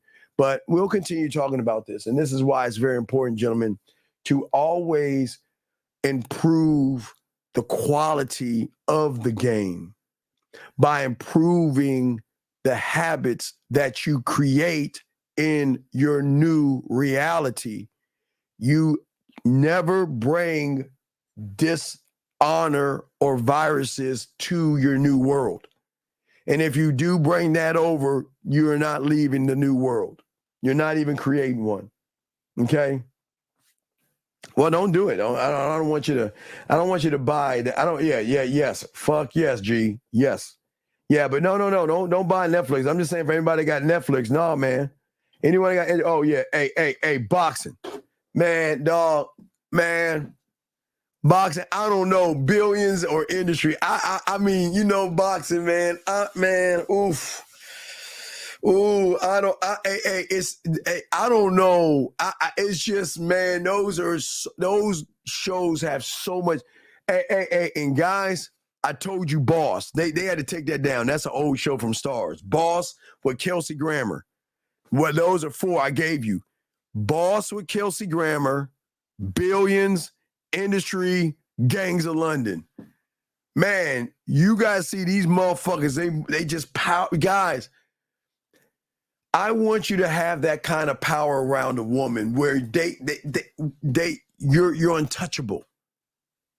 You're untouchable. They can't move you off your square. They can't dangle pussy in your face, and they can't threaten to leave you because you just don't give a fuck. And I'm telling you, man, y'all move like that. Y'all move like that. Your world and your environment will definitely change. Well, no. Pinky, listen. Yeah, hey, look. I would say Pinky Blinders 5, but y'all gotta understand, no. Pinky Blinders was good, but when it comes to Gangs of London, what is that boy? What is it? Boy. Wait, what is that London one with boy? Not Paper Boy. What is that boy? What is that London one with boy? Rocks Boy. Fuck. What is it? What is that London one? What Top Boy? I can't even put Top Boy in there because the things they do in Gangs of London, they have Top Boy. The shit they do in Gangs of London make Top Boy Gangs of London. I used to like I like Top Boy, and I like Pinky Blinders, but Gangs of London, Industry, Billions, Boss, man, they on some levels, man. Look, Top Boy and Pinky Blinders are great shows. Please, I am not knocking those shows. They're great shows. But Gangs of London, y'all, hey, I'm telling you, watch it. Y'all see what I'm talking about. Yeah, that's what I'm saying, Bob. They don't understand. Y'all understand. I'm telling y'all, man. These motherfuckers are hard in the paint. Man, they don't listen. They have an organization. Everything is structured. They don't play around. You fuck around, you get dealt with. And the only reason he gave that one chick mercy for going behind his back, because he was making position moves to do something that he know he can't do. See, you got to stay in your bubble. You can't fuck with the higher power. Remember, I keep telling you, this world, the president is not the highest position of power. There are families who are in power. If you've seen Billions, if you've seen House of Cards, you will know that even billionaires have to answer to higher fucking powers. And I swear, y'all think, hey, man, but what I'm saying, how I tile this in, gentlemen, what I'm saying is that what do you think when a woman recognizes you're the highest power that she's ever met before? Well, that's what I'm saying. I'm tying this into you. What I'm saying is, what happens when a woman actually meets a real man? The highest power that you can be, man, that says, I don't need you. You need me more than I need you. What are you going to do about it? Because I don't care what you think. And that's not even being mean. They love that shit. They love that shit. Yeah, Jeremy's like, but even like House of Cards in there. But hey, Jeremy, listen. Remember, even House of Cards, what they have to do before he got the presidency, he had to go and get approval for it, dog. That's what I'm saying. There are levels of power. But what I'm saying, you guys, is I'm trying to get you to tap into the power before you can learn the levels of power. Tap into who you are. Tap into your power source. Because the power of being a man is something a woman cannot resist. They will run, they will hide, but you always get them on the comeback. Because where else can you go after you get with a man? Where else can she go? There is nothing higher than a man. There is nothing higher than anything. There's nothing past a man. There is nothing past that point. Where can she go after she meets a man? Think about that, guys. Okay. Well, the game of Snowfall was marketing 101. How your boy, I forgot his name, the head guy in Snowfall, how he was nice, he was kind. Then he realized that not his pimp hand. He had to realize he had to have a show strength. He couldn't show weakness. He couldn't bullshit around. He even got in his boys, motherfucker, at No Diddy. He yelled at his best friend, told him, get your shit together. You fucking up my money. I don't play that shit. If you got to go, you got to go. So, yeah, Snowfall showed you, there's levels of power even in that. Yeah, there's levels, man. There's always going to be levels, man. Franklin, there's always levels. Yeah, always levels of power. All right, Jimmy, last round of questions, man. No. Okay, listen. Man, okay.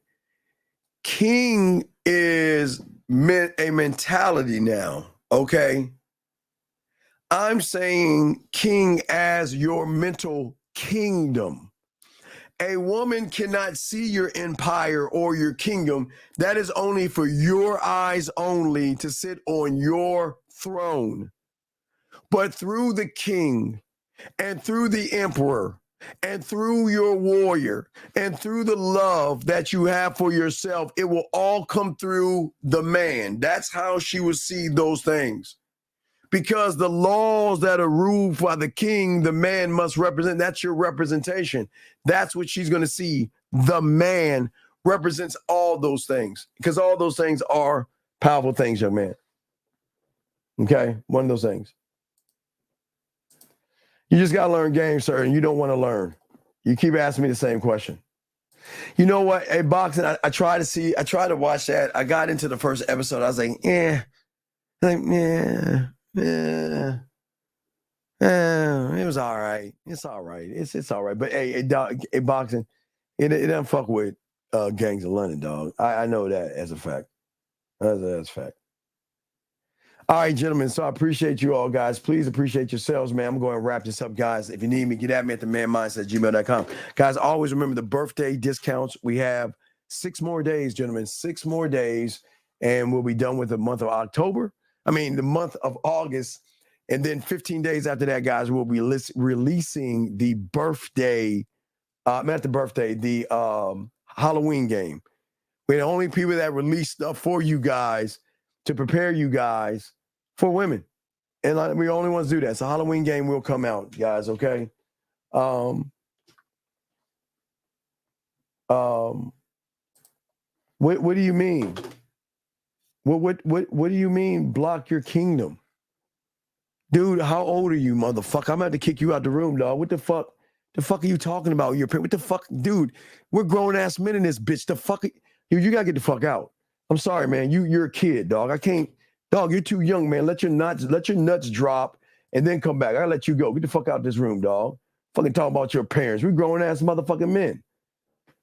In a marriage, I've been operating like that. Is going on strike to the detriment of yourself. What do you mean going on strike? What are you going on strike? What does that make? I don't understand what you mean, sir. What does that mean? Please explain. Before I go, please, I'll wait. I'm waiting for his answer. What does that mean, sir? I don't know what that means. What does that mean? What do you mean go on strike?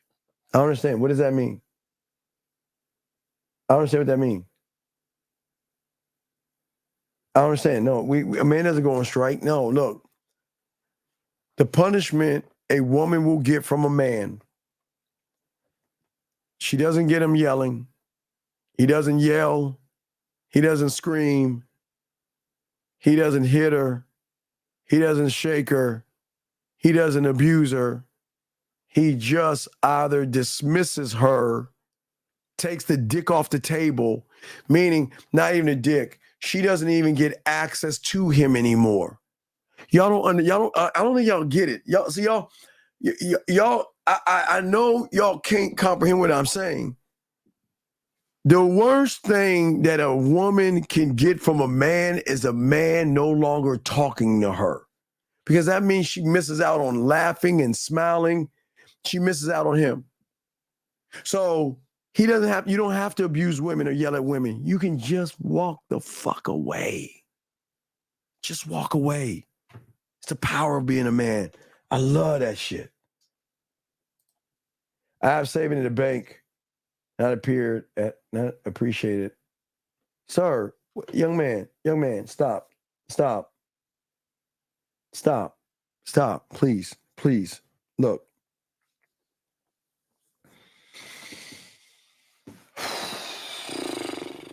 God, man, fuck.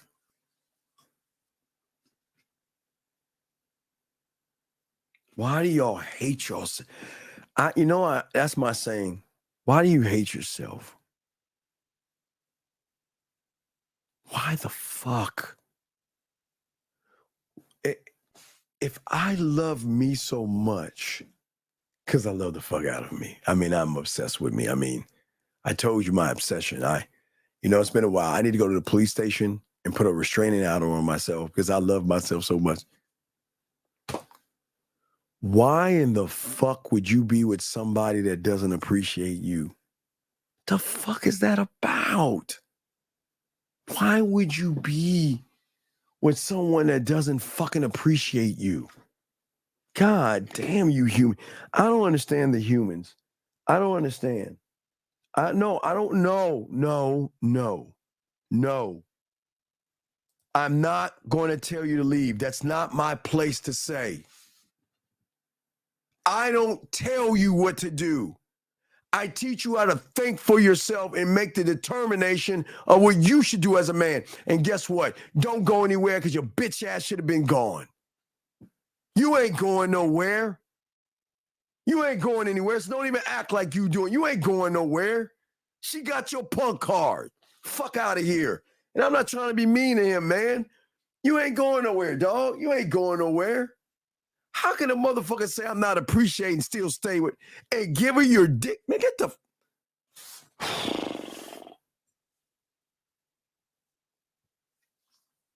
So I'm glad you had a daughter, but you shouldn't have had a daughter with her. You knew she was fucked up. Guys, this is what I don't understand about you humans. Why do y'all reward women with your dick and your time that treat you like fucking dirt under their fucking high heels?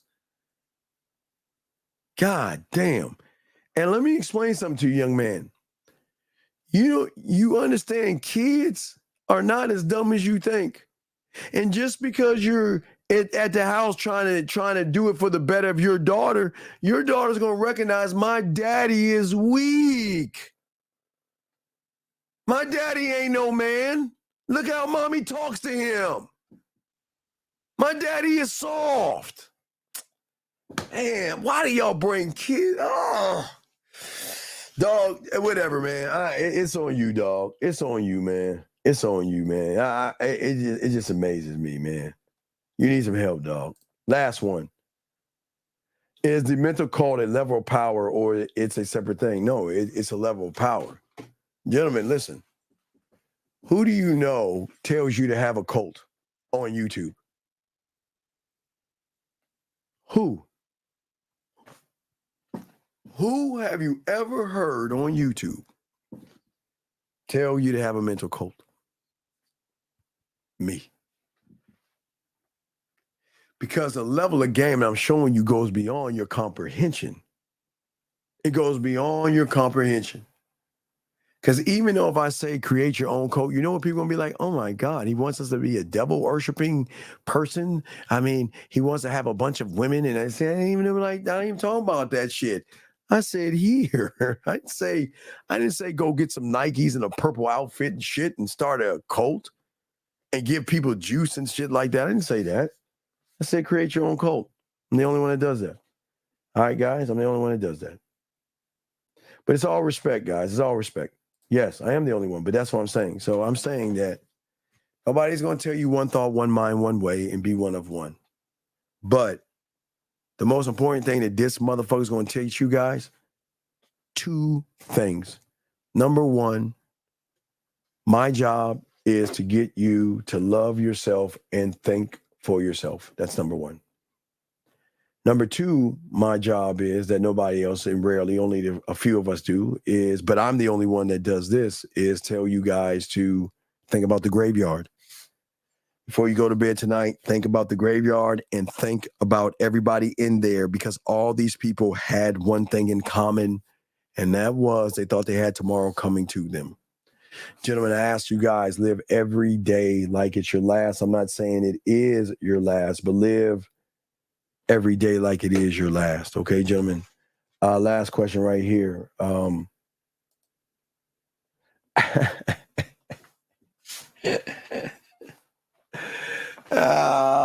my gosh. I mean, oh my gosh.